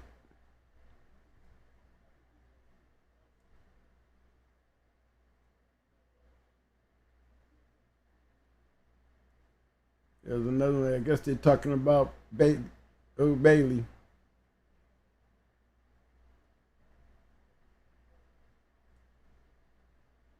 I'm banking on the bitch. Probably produced a good one.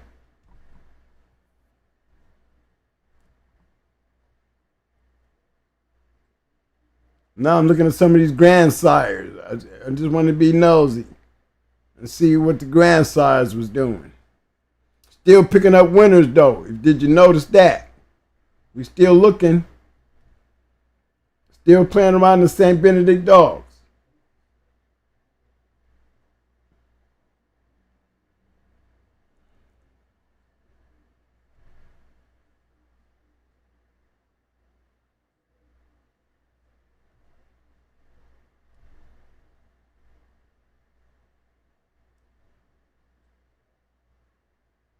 Ain't found nothing on that one. I see it here.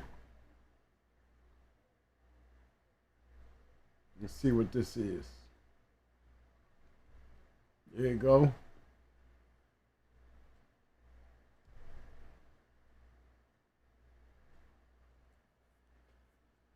See what they did? They took the same shit and brought it right back. Look at the times. 30-pound condition weight. Little female. Straight murderer.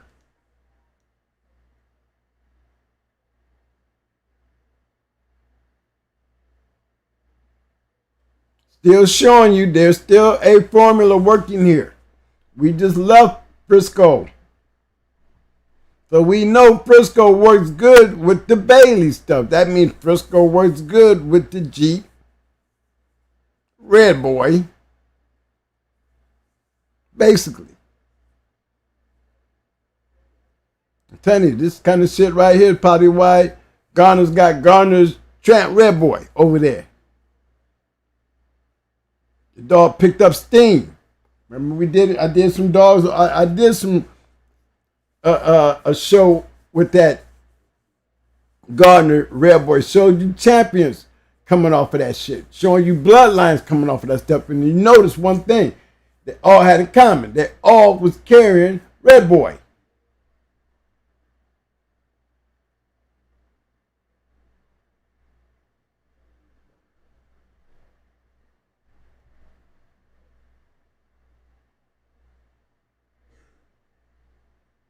Didn't have a lot, but he got that one.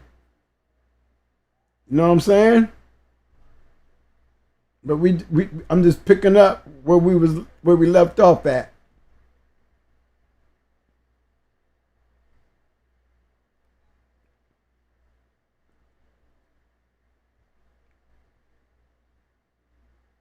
Eli Monster, you tried to call back. I don't know what happened. Alexa didn't pick it up.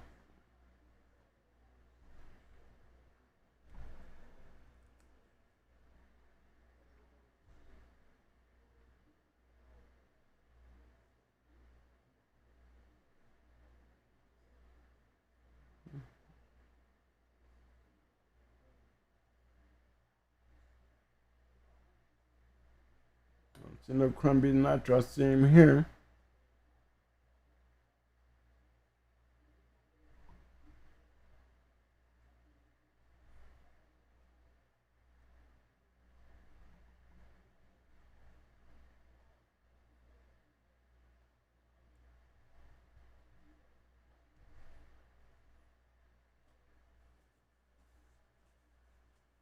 Oh shit, what the hell is this?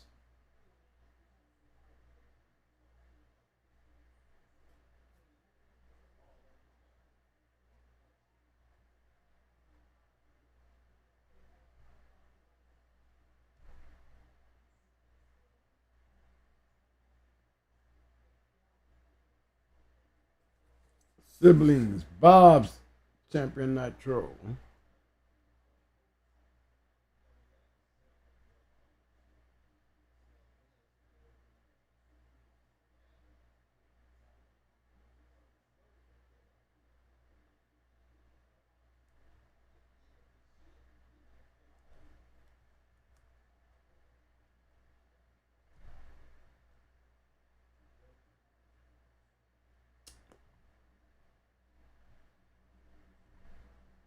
I ain't doing all that.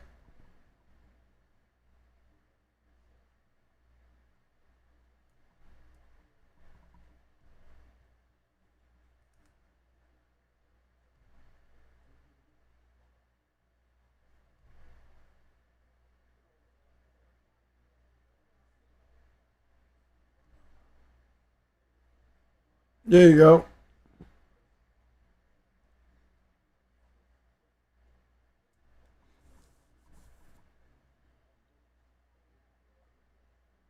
It's a nasty killer.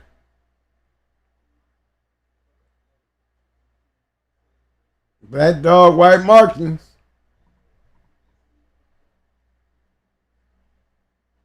You see how the diamond dog is bred. You still see we got our red boy. They go our Hargrove stuff.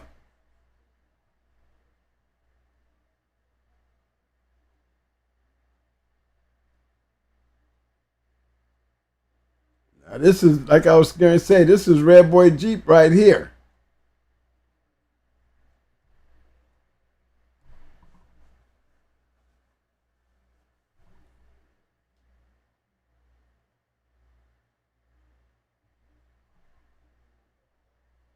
Heavy. Red Boy Jeep. We know Red Boy Jeep works well up here.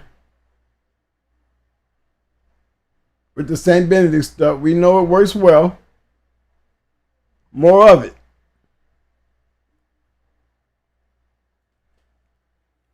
Now we got, there goes some yellow.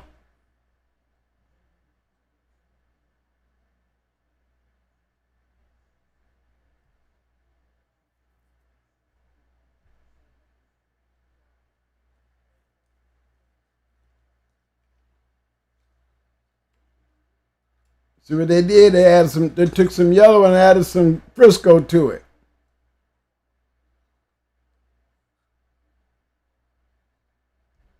They accompanied my boys up in New York.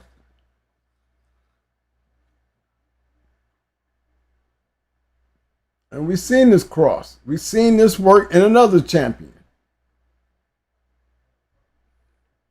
We've seen this type of cross tonight with another champion.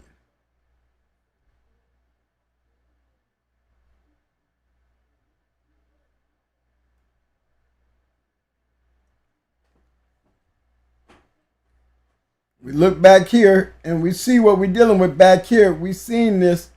This was up here in the front area, but we're coming through another different way, going through Chicago Bulldog, the Tramp stuff. Now we're playing with Tramp cross with the stuff.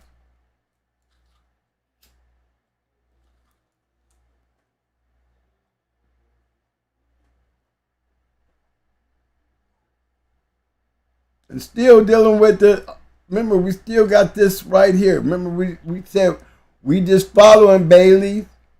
That's all we following him. We following his line. We're still moving forward. And this is what we moving with. Not a lot of breedings. Didn't see a lot off of the shit. But guys that got the opportunity, they got a chance to run with it, they got a chance to run with it.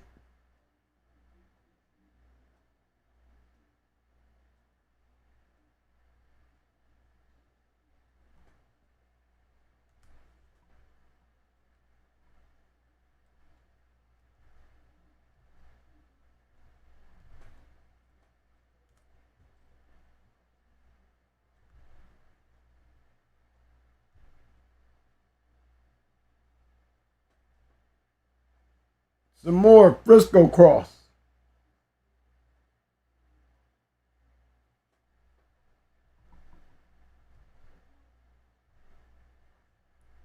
Make sure I didn't do that twice here. Did we have Dylan before? We looking at the offspring. We ain't looking at him. We looking. Yeah, we down here. That was Bob Dylan there. But we seen his breeding. We seen his breeding.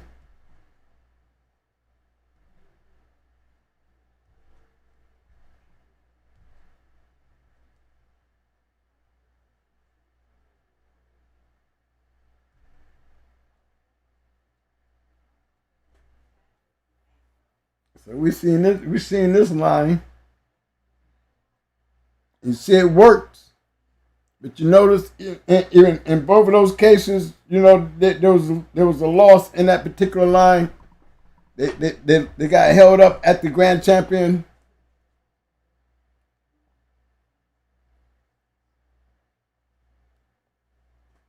Look, cross fat bill.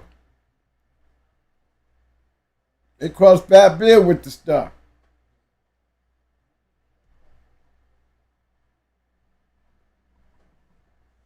You got the hard growth stuff right there.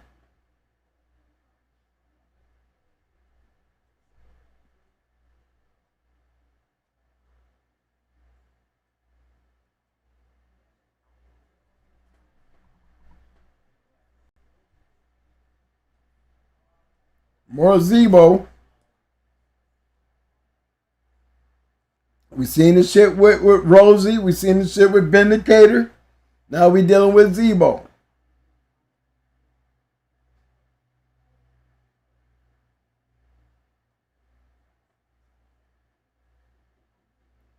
Crossing that Panther stuff in there with it. Good crosses. And what are they building from? They're still building. They're still building off of this shit here, though.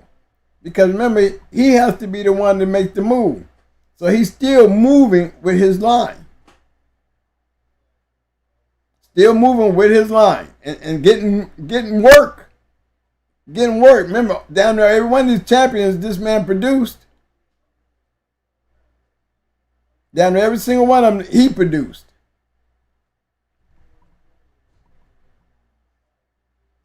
Nothing but a yard full of good shit. Keeping him busy. Getting results. Anybody running with him getting results. Look at Cumby.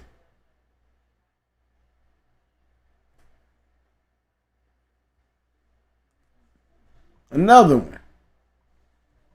So Cumby, he must be his partner. Or a smart man playing in that yard.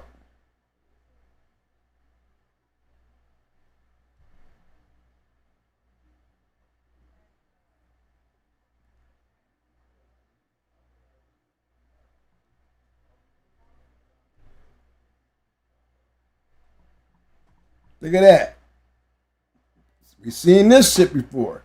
So we already know this shit'll work. This part here.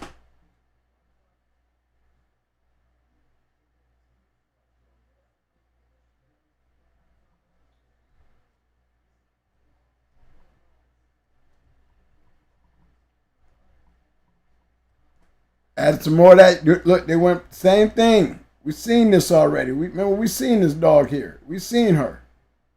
We've seen her already. That's just like her producing another champion, basically.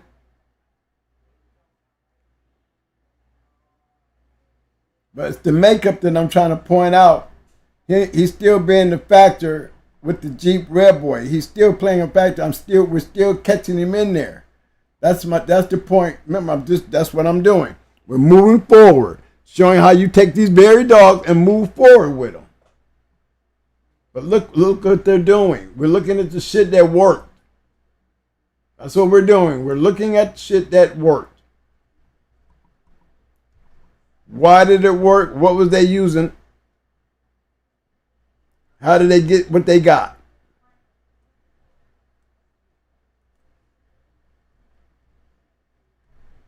Still messing around in the same beeline.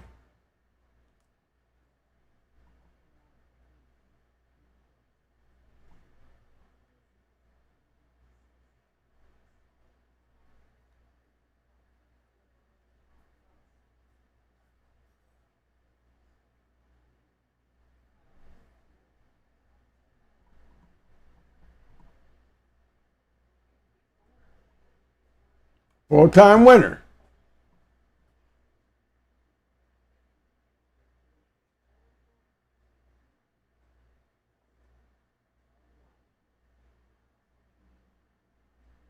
Another black dog with white markings.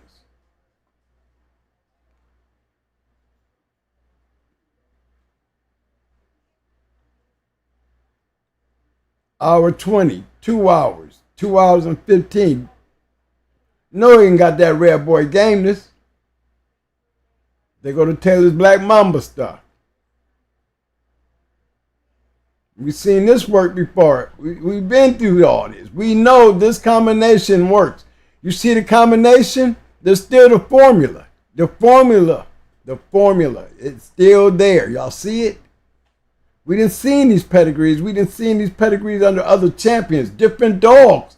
But still, we're seeing the same thing. Certain things that you're looking for. That's what I'm trying to point out for you guys to capture. You know what I'm saying? I could click into the Black Mamba and start all over again.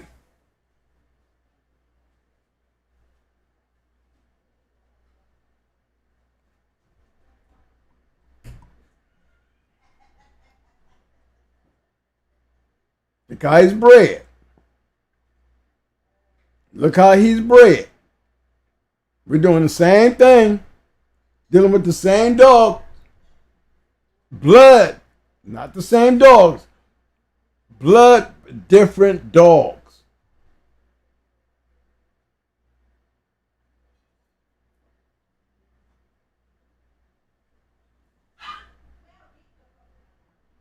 There goes Shine. Let me see.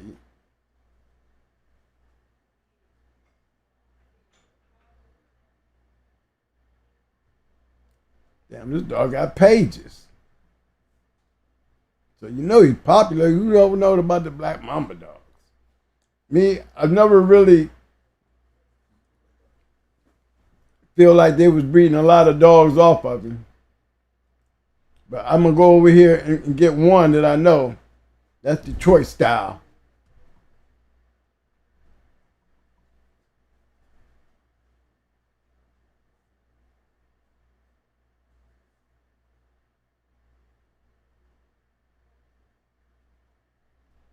We've seen this before.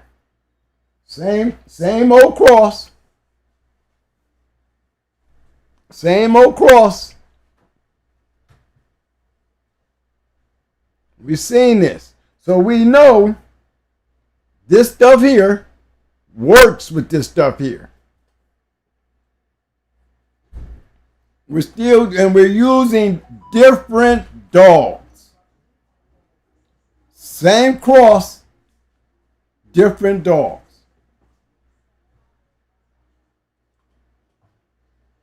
Same cross, different dogs.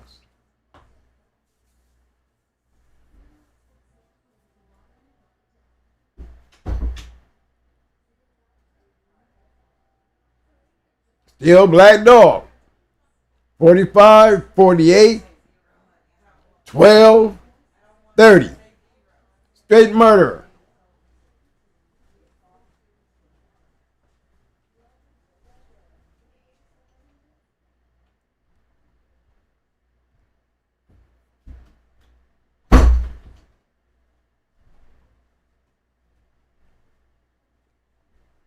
Same litter.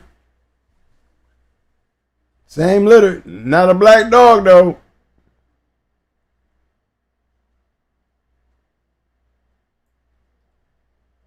Showing you that it works.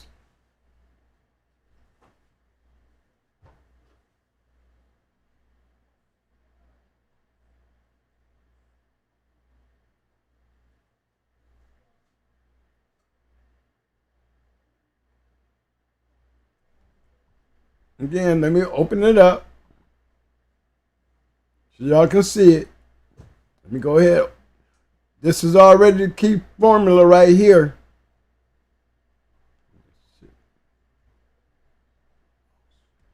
This right here. See it? Just piling up the red boy. You got red boy, you still got the Jeep.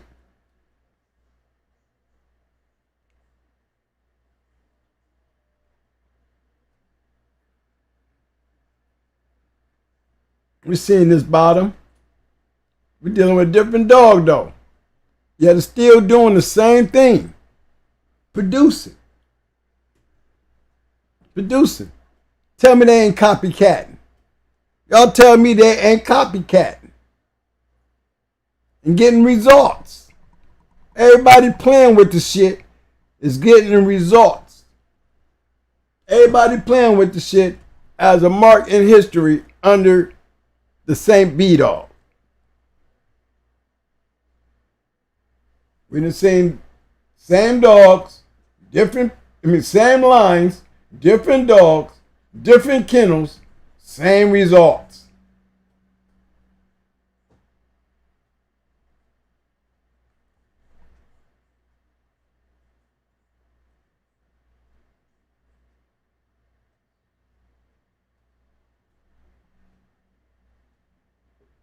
I know Eli Monster called Mike. It didn't go through.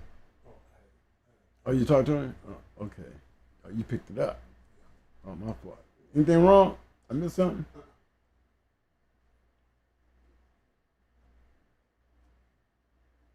No, I see Grand Champion won that all up in here.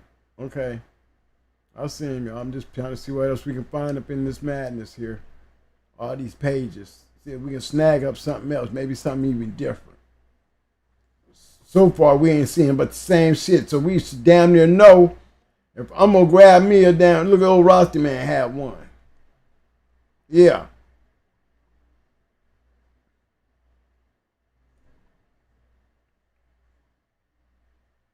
You know if it's winning, he getting.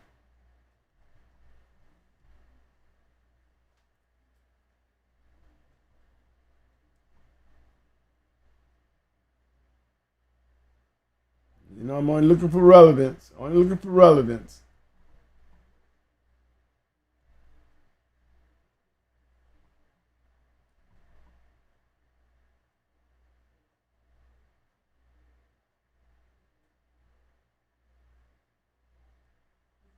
You know, a lot of people breed to these dogs, and you see, we got 8 pages. Some of the shit's doubled up, but still, you got a lot of dogs being bred to him.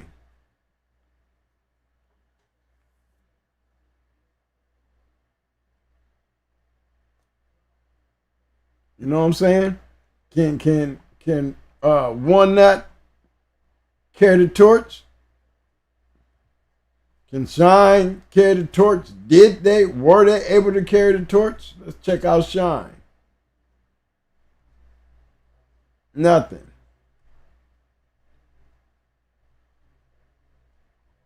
Let's go find One Nut again. I've seen that one. Oh, did I miss him again? Right here. Yeah, I'll try this one here. This one's just too decorated. Might not find nothing on this one. Can't see nothing.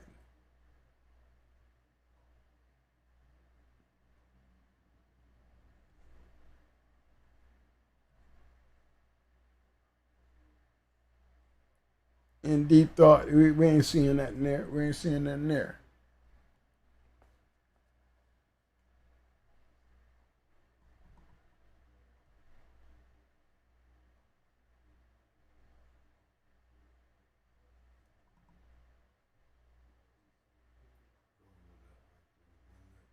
Yeah, I'm trying to catch him as a grand champion. And, Check that one down there. yeah, but he a champion there. I'm trying to catch the grand champion. They might have more on it. You know what I'm saying? As far as the breeding. Okay, go on. Let's try this one. He a 6-time winner here. Okay, let's see. Did you give us some puppies though? Nothing. You just put it there. Okay, I'm tired of looking.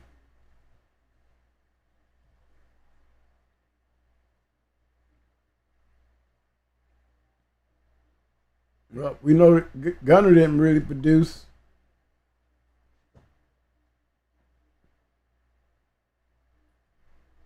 We got one litter out of that. 2014, little female. Now we got a whole bunch of blackjack red boy all up in this one.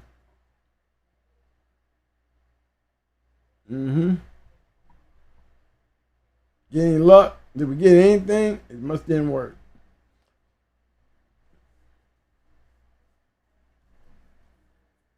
But it all don't always work. You know, but you got it's trial and error.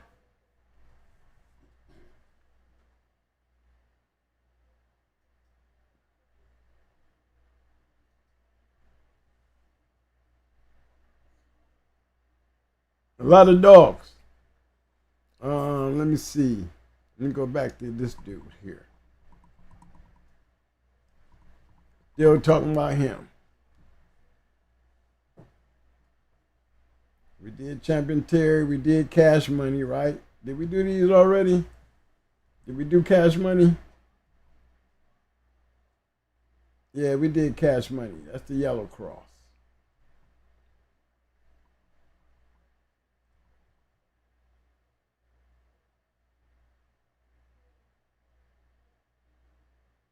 Got Baby's Beast, 2-time winner.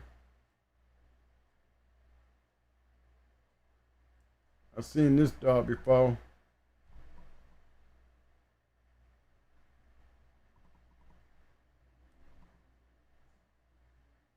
We've seen this cross before. Yeah, it's another good cross, right?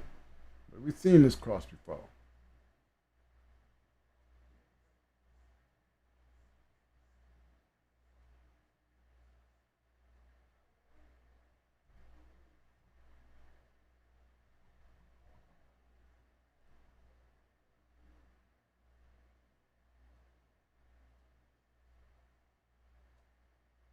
Okay. Let's run through them right quick.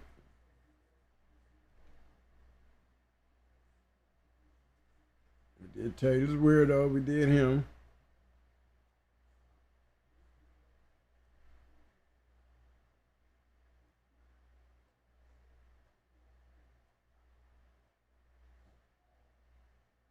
Seal Nelson, he tried to jump on the bandwagon.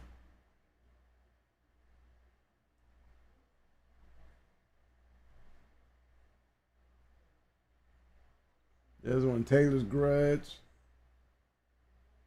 We did Luther. We didn't do Miss Dillon.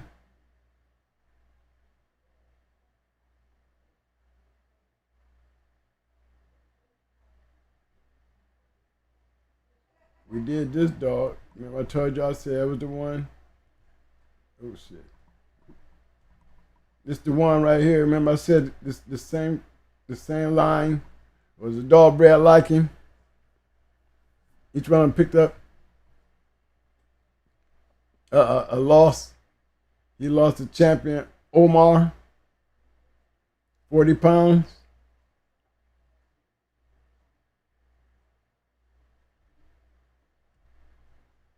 Sometimes game is not enough.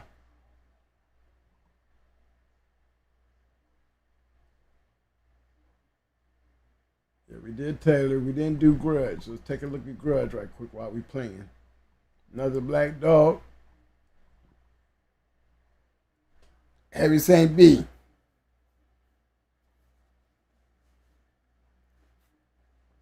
Heavy Red Boy. Again, a lot of that. Can't tell me that Red Boy ain't still strong as hell. potent. Especially when you can grab it from different areas, different ways. The pedigree still looks the same, but they be different dogs. That's when you know you're on to something.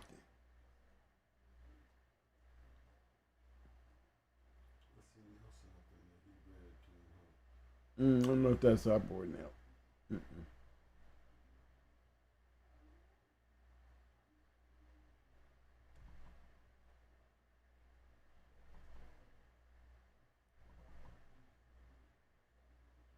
Old chocolate dog.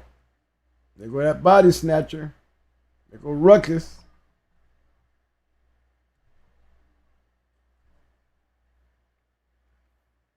We were talking about that shit the other day.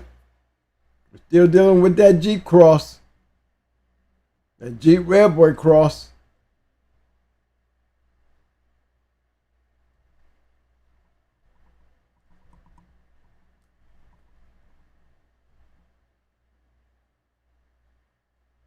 Okay, we got us a champion out of that one.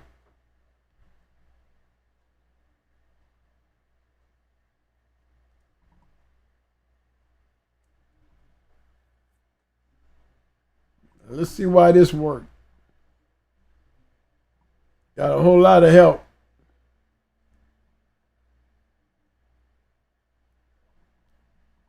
This right here in itself gave it a whole lot of help.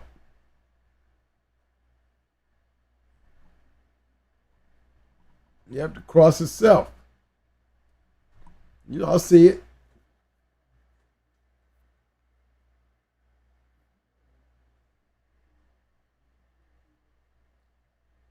More Jeep Red Boy.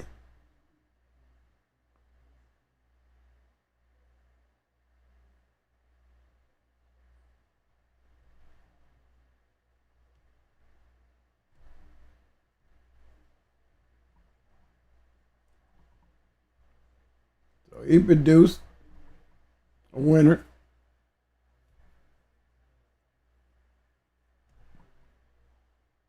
But as y'all can see, you know, just taking one dog and following the trail and seeing what that line was able to do.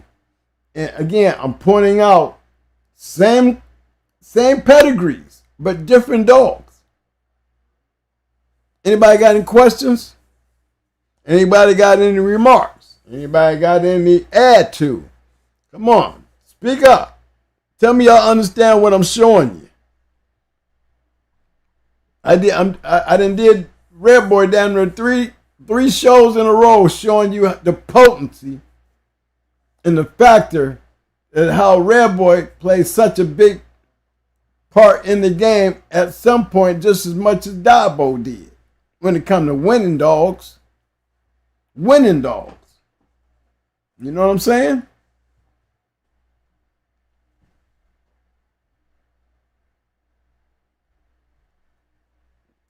Point it out.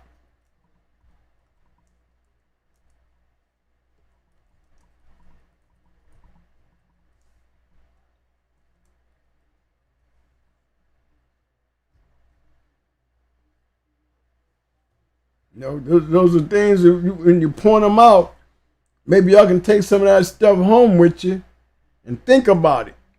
You know, just think about it. And see if it can work for you. You know, that's the point I'm trying to make.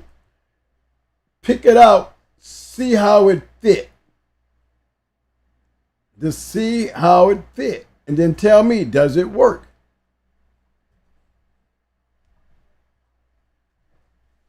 That's the key piece to the puzzle.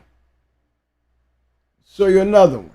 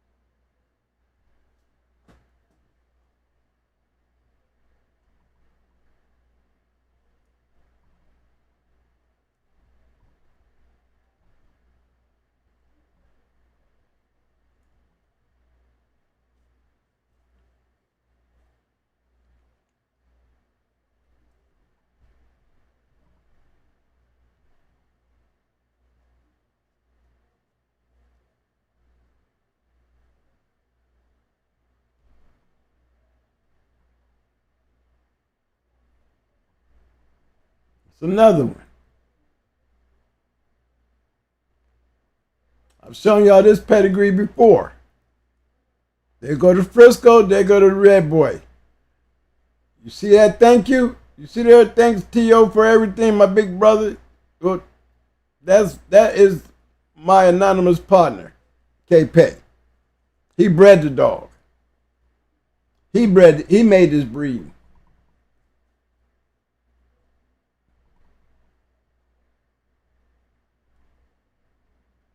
This his shit. Yeah. She went in there and smashed champion Layla. Ran through her. But again, what am I doing? I'm showing you the same pedigrees, showing you them top tiers. Top tiers. Different dogs, same bloodline. That's when you know some shit working. If you can't pick that up, then you're searching. See, if it was me playing, this is the shit that I'm looking for. This is the shit that I see that's working. I'm going to try to keep it matched up. Call me cheating by robbing the cradle, but I'm using the same crosses with different dogs. Then if I'm getting the same results, then I'm on the same path that they on.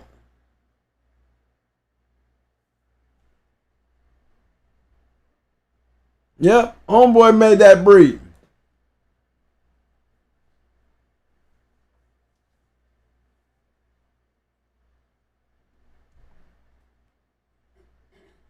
Another good dog. He throws some good ones. Yep, had one of them too. She's still around.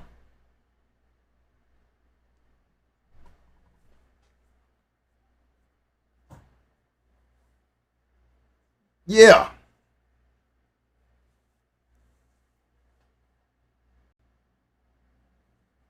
You see how we playing with it? Y'all see how we playing with it?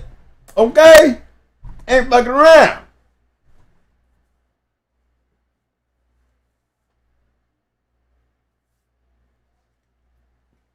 Bitch ain't never been bred yet.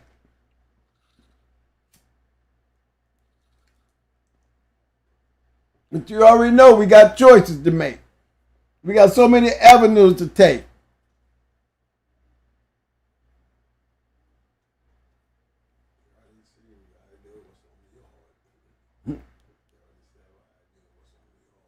Yeah, y'all already know we got that Michael Myers shit crossed with that grand champion yellow man double bred down at that bottom with that green bean. It's got St. Benedict in her too. Then we got this right here, playing in the ball pen. This is the kind of stuff me and my KP used to deal with. We on that kind of track.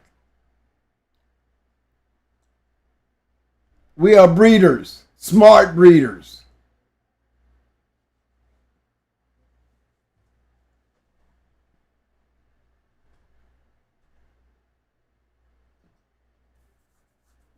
So now y'all know, got a little bit more information on my anonymous KP. At least y'all know my anonymous KP is T.O.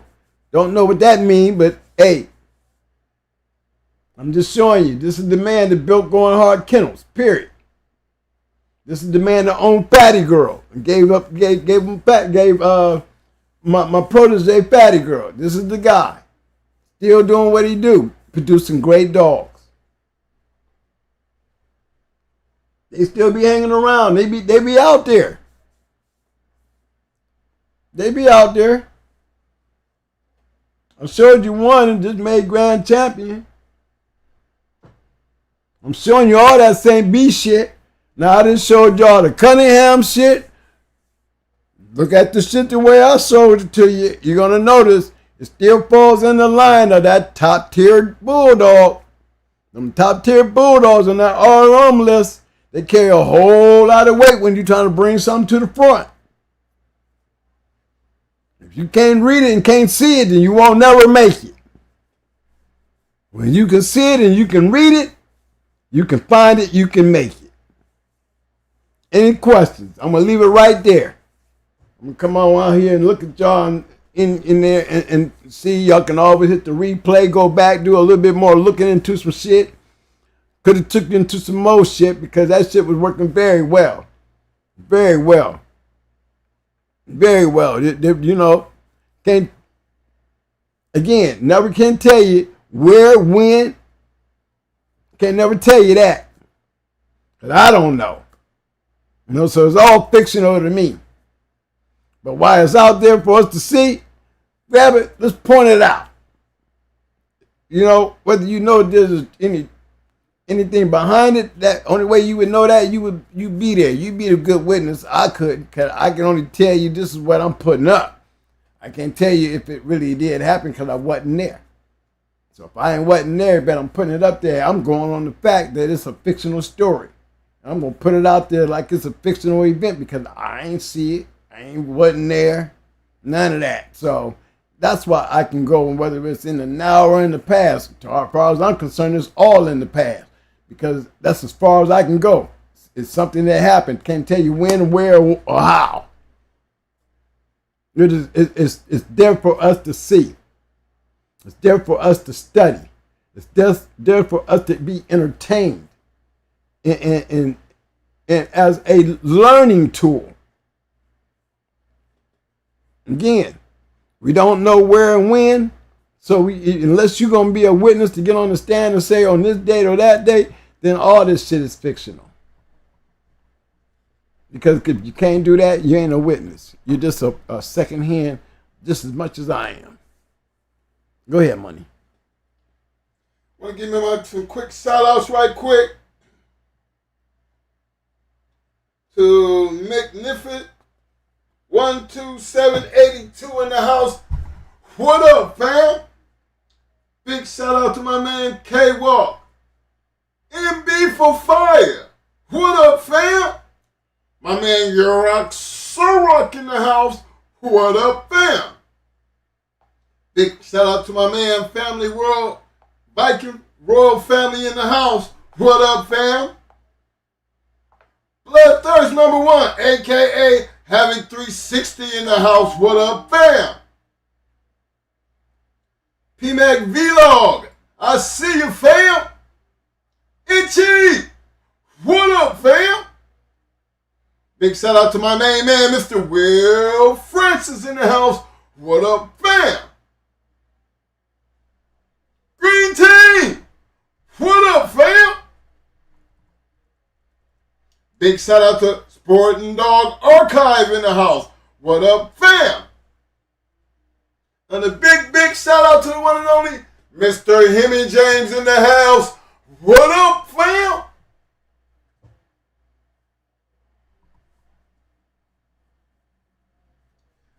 Hey, y'all, don't forget to hit them like buttons. Don't forget to hit them like buttons. Again, big shout out to all my people out on the back street letting you know, I see you, fam. Somebody sent me a message and asked me, is there any going hard dogs out there in today's game? Well, I can tell you like this. I can show you. You know, again, for entertainment purposes. Can't tell you nothing more than that.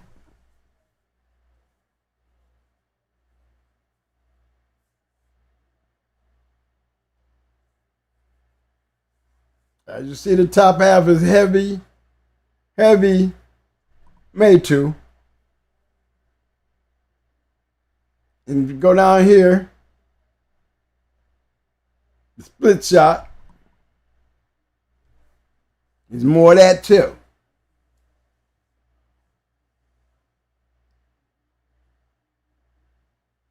And as you see, what do you see us doing? What do you see us doing? You see what I'm saying? What do you see us doing? Not me. That ain't me. But that's somebody who's been paying attention.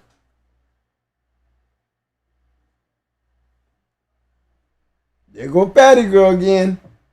Being bred to made to.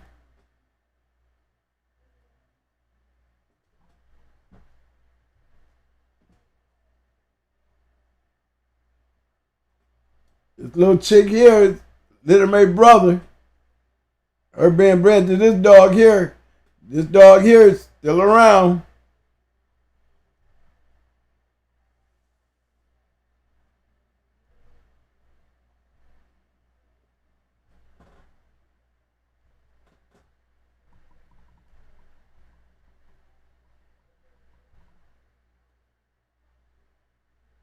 Yeah, right there.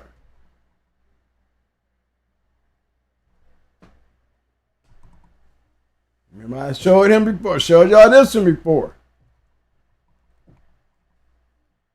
You see the cross.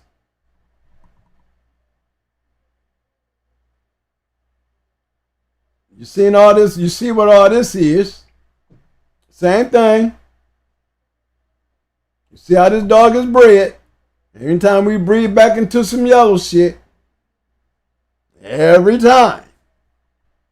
Yeah, you got some Jeep in there. Remember, we got Jeep in these dogs. This is Brat. Little Mate brother. Sassy Girl, Little Mate brother. Ain't that enough Jeep for y'all? Still putting the yellow wall up on there?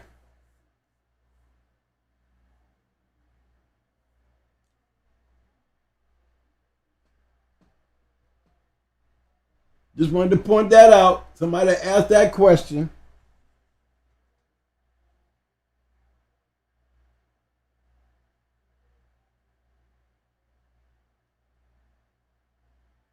Somebody did ask that question.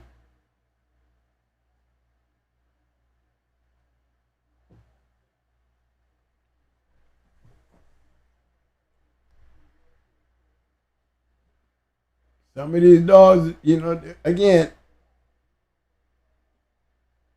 all litter mates.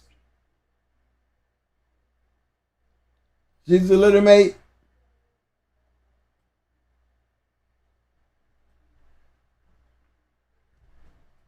Now, I just wanted to finish that. Just wanted to point that out. I got one more. We're going to go another route.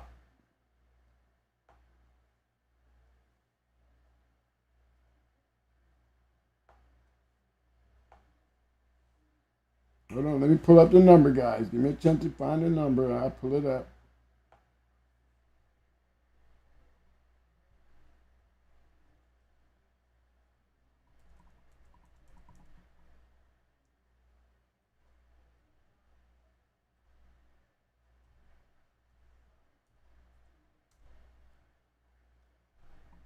Here's another one.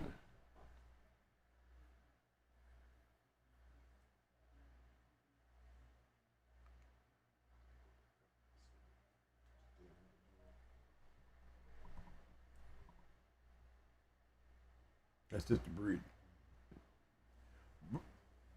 This is a brother-sister breed. This is an inbreed.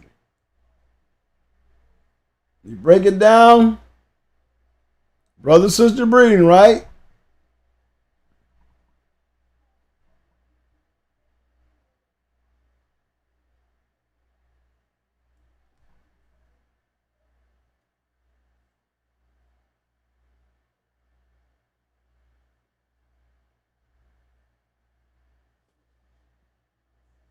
You see all the people we play with in there.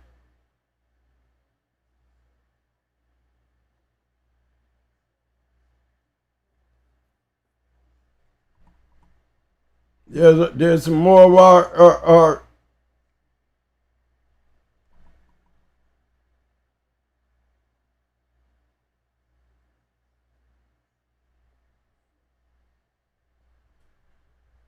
remember y'all, this is the litter mate to the dog that we went 3 hours with.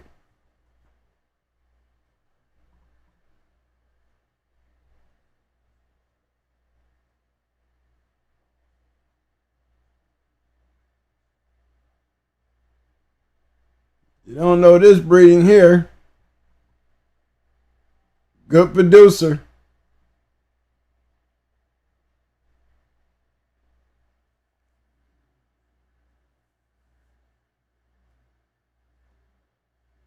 You see, we still playing with. Now we've got Stone City, hardcore crosses.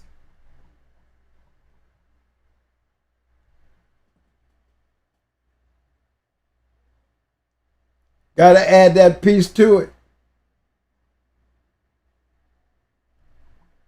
There's the other part.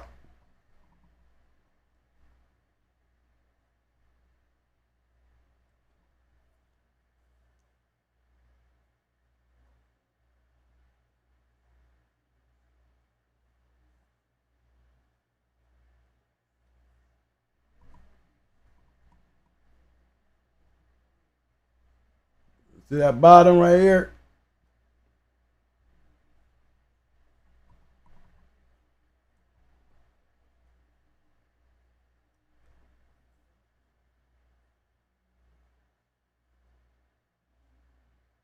The top half's got snooty in it.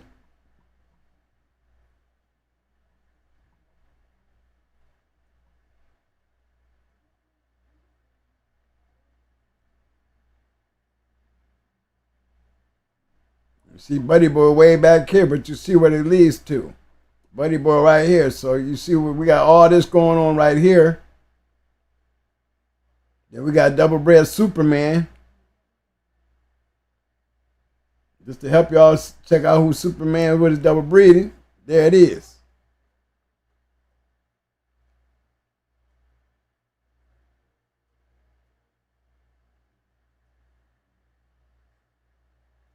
You can see we got our Arch Missy Boomerang.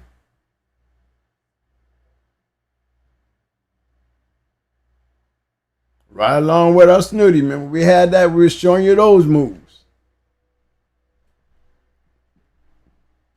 Following a trend. Take that all the way back out where we started at.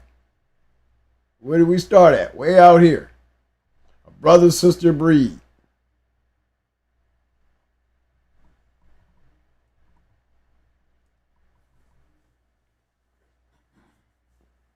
Yep, that dog is still around.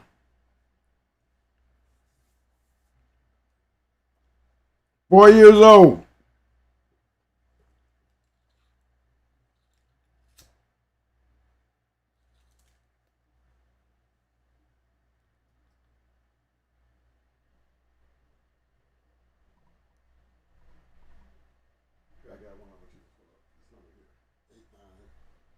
Okay, hold on.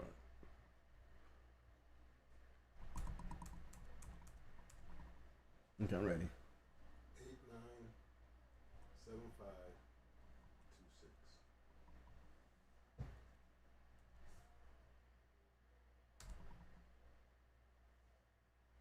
Here's another one.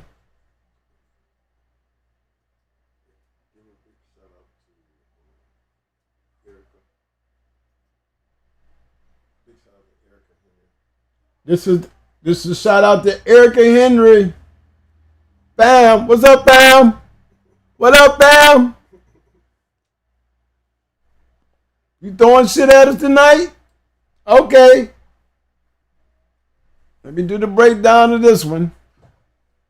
Want to understand until you do, but here it goes. We stay in the same projects. Remember that? Remember that stuff right there? That's Chicago Bulldog. Now y'all remember that.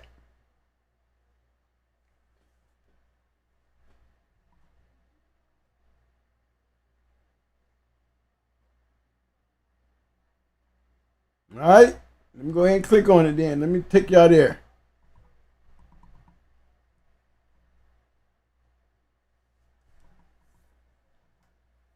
What do you see us playing with? See, they doing doctor's work. They doing it. What are they reaching for? The same concept. What did I do? I did the Cunningham. I did the Bailey.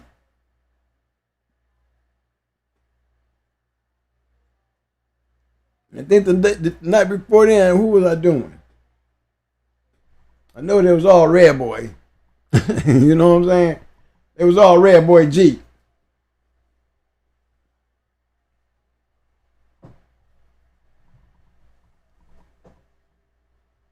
Just want y'all to know that's a straw move right here. That's a straw move. Just letting you know that's a straw move. Straw move.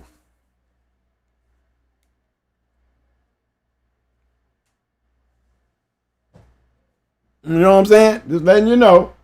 Y'all asked if there was going hard dogs still out there. Yeah, they still hanging around out there. Thanks to the people who was able to fall into the right hands to do the right things with them and keep them going. They out there. So, that's for the person that said, Twin, is there any going hard dogs still around? Well, they may not be all the same. I could throw up some more. A few more of them out there. You know what I mean? But, there's, hey, can't put some of them up. Just show you the ones I can put up. Okay? So, hey, we got any questions? No, because I'm done. I don't know when we go through these pedigrees and, is it boring to y'all? Do y'all really, because I'm trying to show you something. When it comes to making something work with longevity to it, you got to understand what you're trying to make. Remember, we look at the dog, then we go for the pedigree. The dog got to be worthy of the pedigree, because I ain't going to look at the pedigree until I see the dog. Oh, this dog bad as hell. How's he bred again? Let me see. I'm more interested after I see the dog. Once I see the dog, then I'm interested in this breed. I don't like the damn dog. No need. What, you gonna want me to look at something that I might want to look at and say I need to stay away from this shit? You know what I'm saying? I ain't gonna do that. No, I'm not gonna do that. I'm just pointing things out that certain things is being done. If you learn the pattern, if you find the formula, and you can tell how it's being worked. Because you see there's a lot of nobodies that turned into somebodies just by making breedings. You know what I'm saying? And you notice something? Here's the other thing that you notice. Did you notice Wes Taylor? Did you notice active guy in the game working his yard? Then everybody else that tapped into him use this shit like my KP did? You see what I'm saying? And all he did is what he do? He went and grabbed him one here, grabbed him one there, knew what he was doing, put it together. He's doing nothing but stepping behind what somebody else was already creating. He was just able to read it and see it and make it happen. These are the end results. There's a couple to be in the near future of some great dogs. Gotta look for those. You know what I'm saying? You gotta look for them though. Huh? No, I ain't putting them on. No, I just going to my log in. I did have one in mind. See if I can grab him up, make a peek right quick. No, that's all. Trying to close out the night.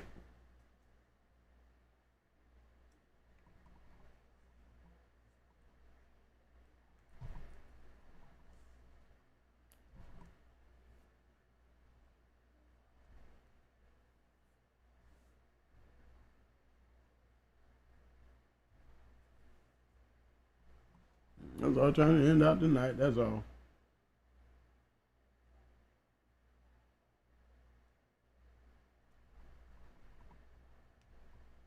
Any questions, money?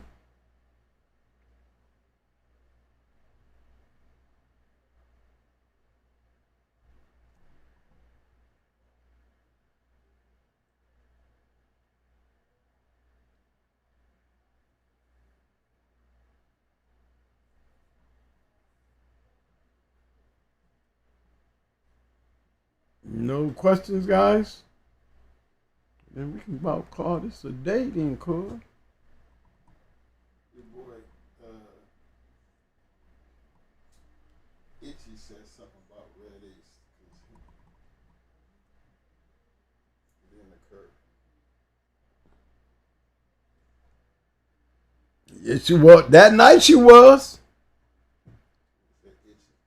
Itchy. Is she that night that we went in the grand champ into that 4-time winner in Puerto Rico?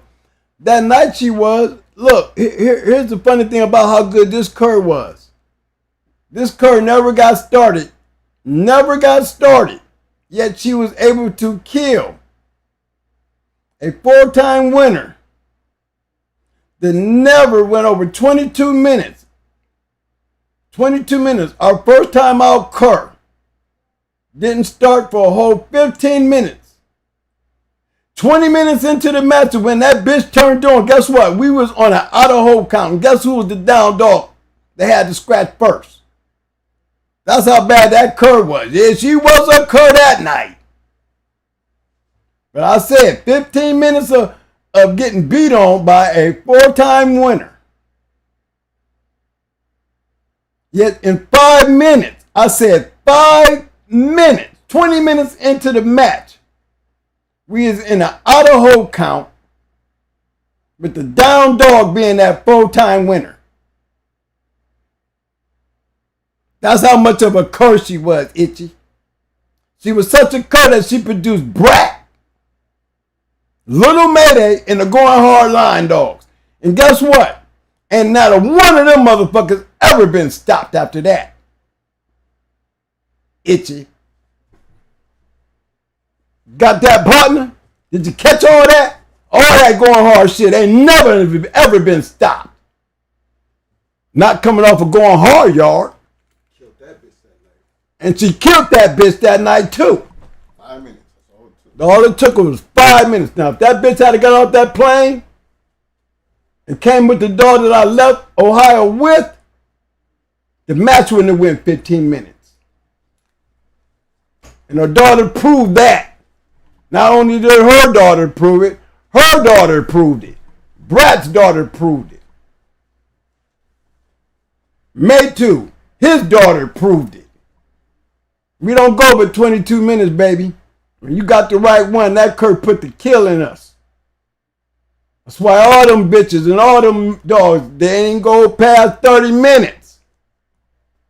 She had a bad night and it cost her. It cost her. That was based on me. But best believe, when I got on that flight to Puerto Rico, I was not leaving with a cur. When I got there, I had a cur based on what I could have did as a better handler and a dog man for my dog. But I went on the simple fact that this bitch bite this bitch and make this bitch mad, she gonna be in trouble regardless. That's why I flew all the way to Puerto Rico to go into a 4-time winner with a first-time out dog. Yeah, she was a cur that night. She didn't even get started. Never did want to fight. She had to fight for her life. And when she did that, showed you what kind of bulldog that cur was. Gave Tommy her hardest match, and guess what? She didn't walk up out that motherfucker either. So you're right about that. She sure was. But if you, I guarantee you one thing. I guarantee you ain't got nowhere close to that cur. Nowhere close to you carry a history that cur carried. Because she's carrying a whole fucking bloodline of winners behind that. One night didn't make the yard. That dog made the yard.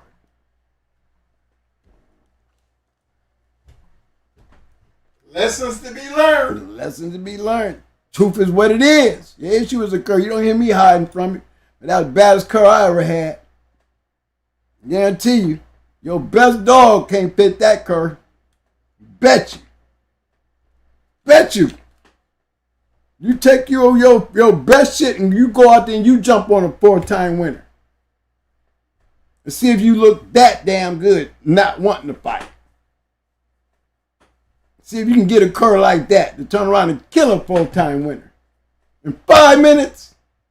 5 minutes. That's all it took was 5 minutes to turn on the finisher.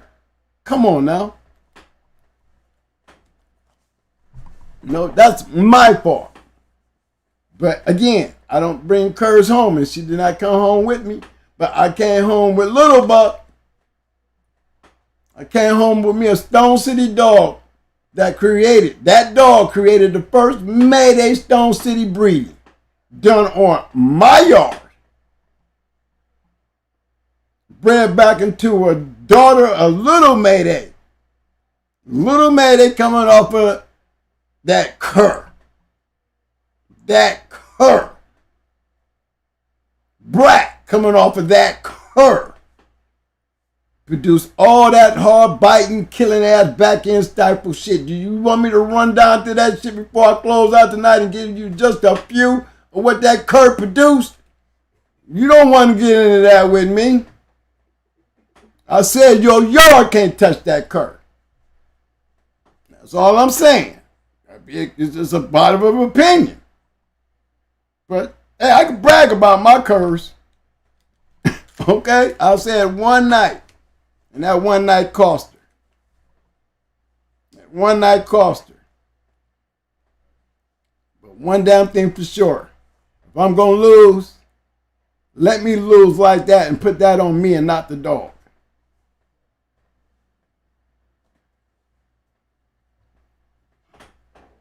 Anything else needs to be addressed?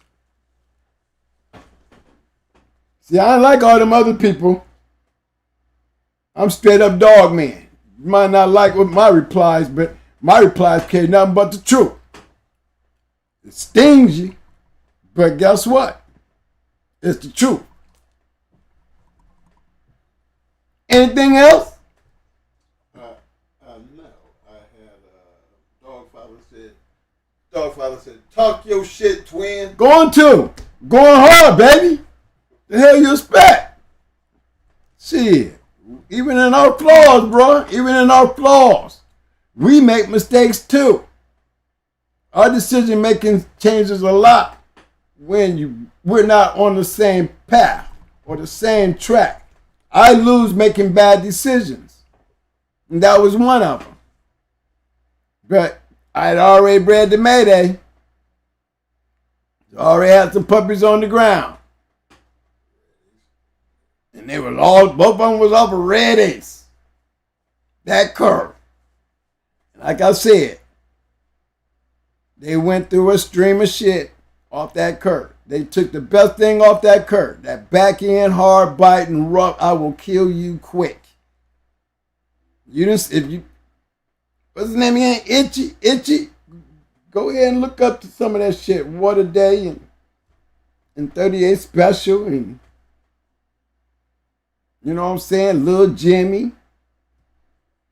Yeah, go ahead. Lil Wiggle. All those are champions. Off that line of that curve. Grand champion Red Ruby. All them double break off that red bitch. That curve. Ain't none of them gone over 20 minutes. 30 minutes. None of them. Mainly the bitches. One thing about going hard, we have nice males, but our bitches, most of our bitches that we bred produce winners. Winners. From Sassy Girl to Madame to Baby. Black Girl. Daddy Girl. Winners.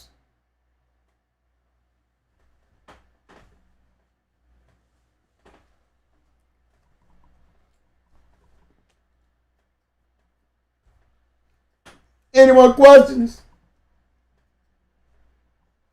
Big shout out to War Chief in the house. What up, War Chief? What's up, War Chief? I like that name. War Chief. Hey, we gonna close it in? Yeah, man. All right, fellas, we gonna close this down. I need y'all to help me out here. I just want everybody to just, study what I'm putting out there. I definitely showed a trend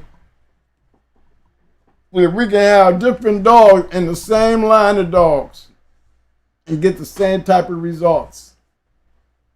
I've shown y'all in many ways.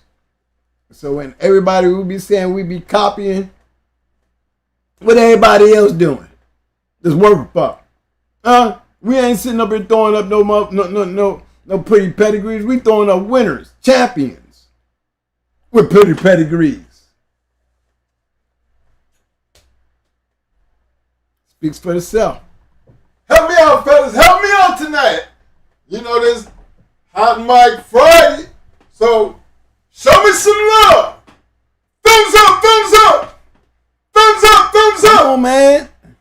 Y'all know I'm hitting on some shit. Muscles. Especially the dudes out there trying to make up these breedings. Now, give us some damn roses. We deserve them damn roses. Now just put your finger on that button and just hold it, fellas. Give me some love. Y'all want me to shut up? Y'all don't put up, I'll shut up. If I don't get to put up, then I'll shut up. All right? That's how it's going to go. Tuesday, I might be here. Depends on how my roses come tonight. I ain't playing either. Test me.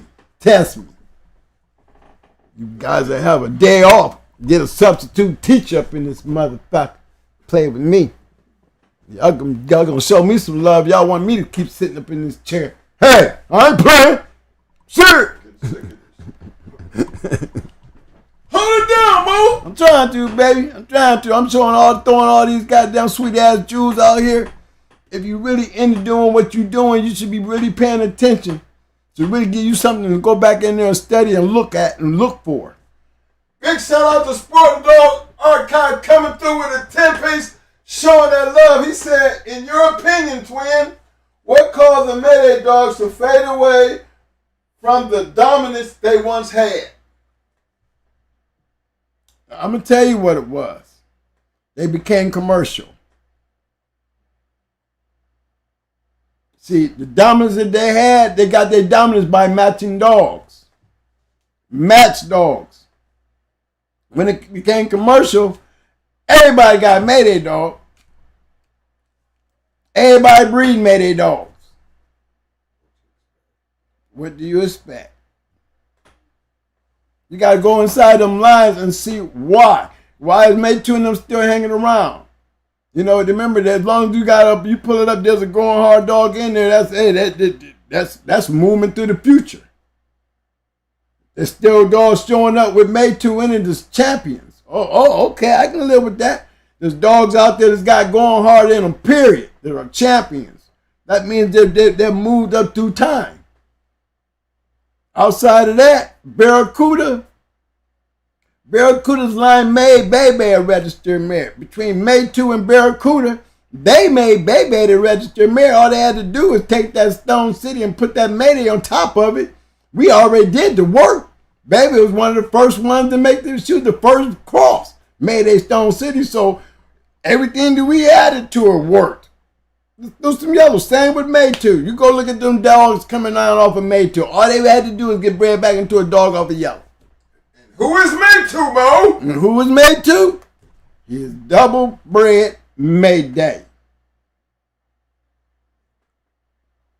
Coming off that red bitch. Red H. Not Brat. Got to keep in mind, Brat is still off of that cur bitch. They're still throwing dogs. And still had a son that produced that same old cur shit without the cur. Yeah, without the cur. That ability to go into your ass end and flatten your tires at a very quick pace. And that's what going hard dogs are known for. That's what they're known for. Regardless of who breeding this shit. They all did it.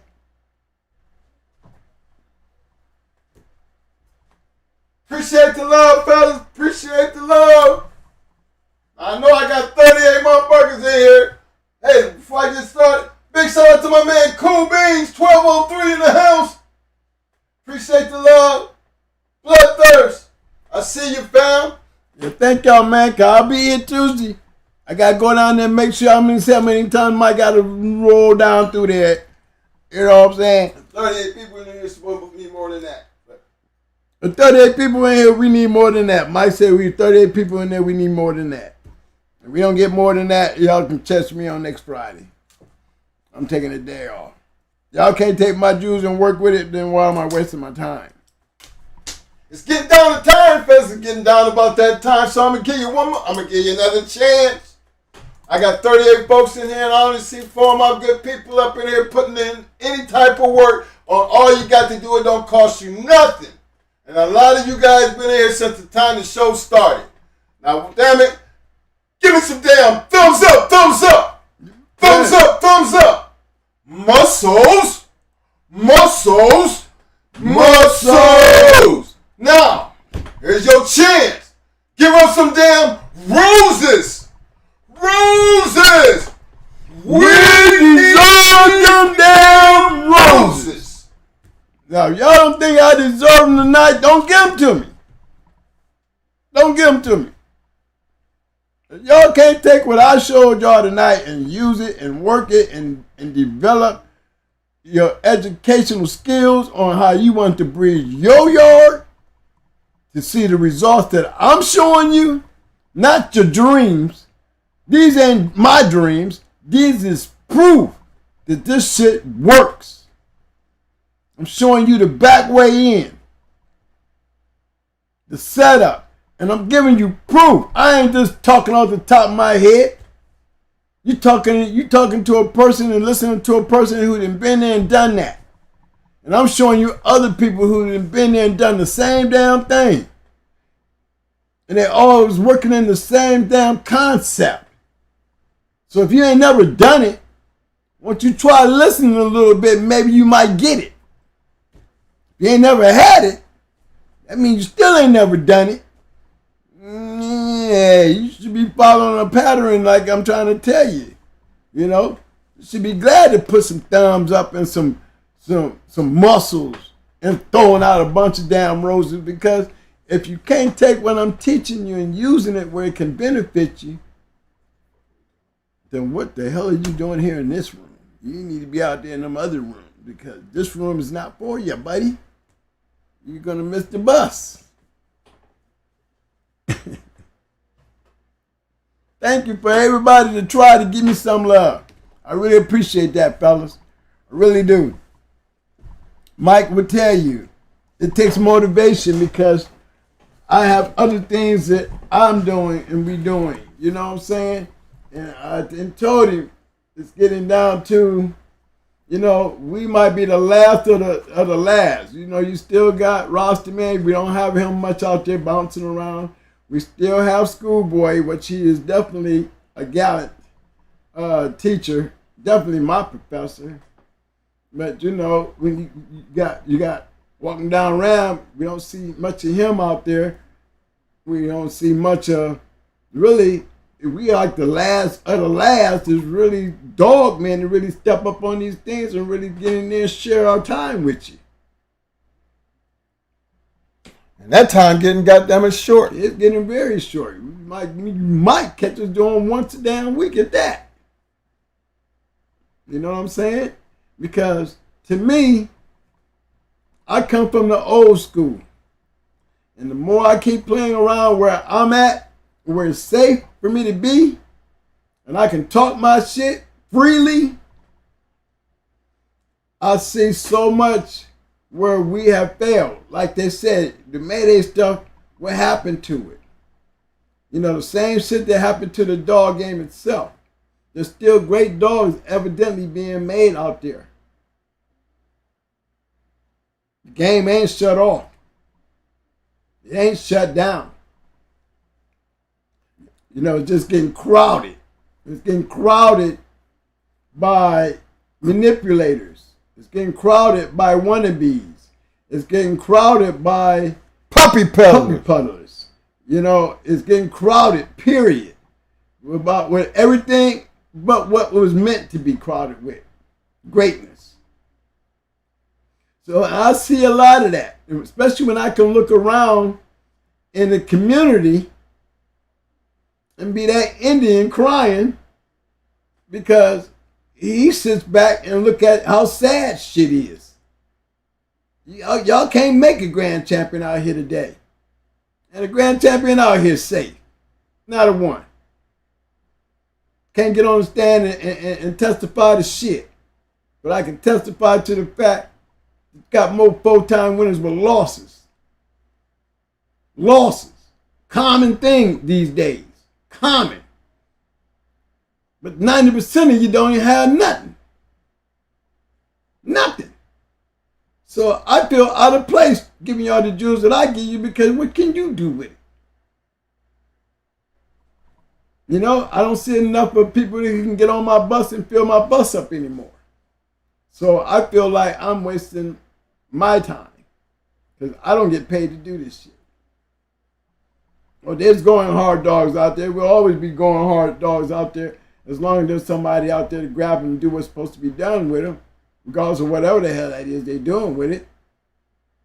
If it was worthy to be moving on through time, then let it be. It'll speak for itself. It don't need no help. But it comes with work. As long as it's out there being worked, there's a possibility maybe they ain't all washed up. Luke ain't. Why we think it ain't? When you still have Luke Kane, you got dogs like Spartacus and other good dogs that's producing. You know, a lot of these dogs the other day, you might see me slide a pedigree and you don't know some of these dogs is champions that ain't marked champion on there. Like the grand champion. He's a grand champion. You don't see it marked on there like that out there. But he's a grand champion. There's a couple champions that I might throw up that you know, hey, he's a champion, but hey, look, it's not on there. But guess what? I ain't the one to put it out there. I can tell you what I know. Can't testify to it. Don't put me on no stand. I ain't gonna be able to tell you shit. But that, what I'm telling y'all. So, hey, I ain't here to argue with people. I ain't here to be bashing shit. I ain't want to go back and forth. I was always in here to set the game out there and drop all the jewels that I need for guys to bring it, take it home with them, and help the growth of the game in the future. And that does not come a love or passion of mine to be able to pass out, or it just seems like it's not being worth doing it, then I'm going to stop. And I'm going to find me something else to do on Tuesdays and Fridays. I'm going to always continue to go and stop around rooms and stuff like that.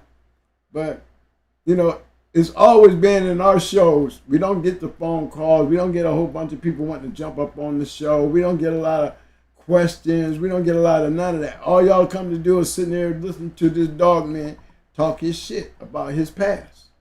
You can't change shit, so the show ain't shit you can talk about. Show ain't got to lie, because if you can read, you'll find it, you'll see it. And if you know how to study it, you'll study it and see how and why we were able to do what we did. Since we sat there and shared it to you, enjoy the ride. There's a lot of great dogs and a lot of great dog men that came after us that made our shit to what it was. And I'm not going to never step off of that. Give them a good foundation, and they've built a goddamn legacy. And we wouldn't have ever had a legacy if it don't be for the dog men before us, because where you think we got it from? Exactly. So it's all about spreading the love and giving back. So, like I said, this game ain't meant for everybody. And I'm not here to choose and pick who them everybody's is. But if we put it out there, it's up to you to utilize it. Take advantage of what you see. Take advantage of what is fact, truth. See, everything he's showing you, we can't go back and change none of that. It is what it is. Like, you know, hell, people gonna talk shit about whatever. But if they ain't talking shit, then you know what? That means we ain't doing something right. And that's how I look at it. And I ain't to put nobody down. That's just to put it out there, real, recognize real. And it is what the damn it is. So, enjoy what we do for as long as we doing it. And remember what I told y'all. Our purpose of why we decided to do it this way. Because we're not going to let y'all forget about those guys back there. That's the whole thing. That's the whole purpose of everything. They ain't in no books. If we don't talk about them, y'all probably wouldn't even know who they was. But we be long gone, and everybody gonna still be able to look at these videos and get an idea of who Eminem was, and who Mama was, and who Stone City was, and who these people were, and who all these other people that we naming, and who these dogs was. We be long gone. And I hope these videos answer a whole lot of them damn questions. And then you have a better idea of who we was. Well, who them two twins to be talking? That's going hard. The twins. educational and entertainment purposes only. So if you don't get nothing out of this conversation, get at least one thing out of this conversation. And that is, we always. That's right. Just back us up in there and we'll let you know. We always. And for damn sure, you better believe it. We always scratch the wind. It is what it is, man. You know, it is what it is. That's right. It is what it is. Some gonna love it, some gonna hate it. But guess what? If it wasn't that way, it wouldn't even exist. That's all I'm saying.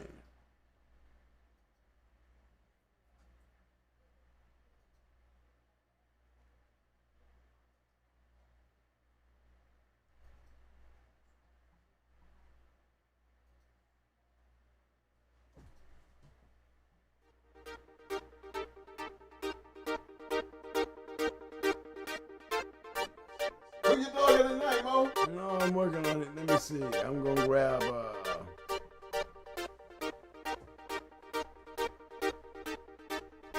I know who she gonna be. She's gonna be the one we got right here. I'm gonna put her up there tonight. Ooh, that one right there was a good one too.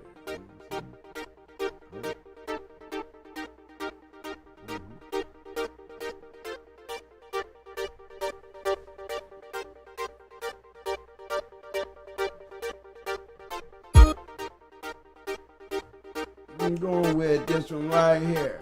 This is my girl of the night. Since we was talking about that stuff, and this is what class was on, this is where we rocking. Bam! Dog of the night. Yeah.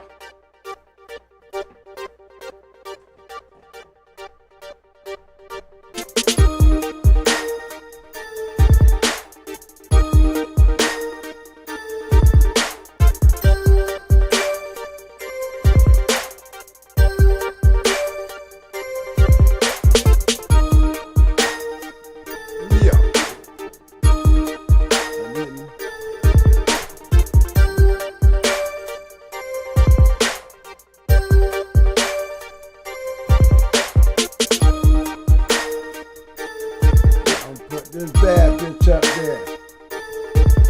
My homeboy. He break.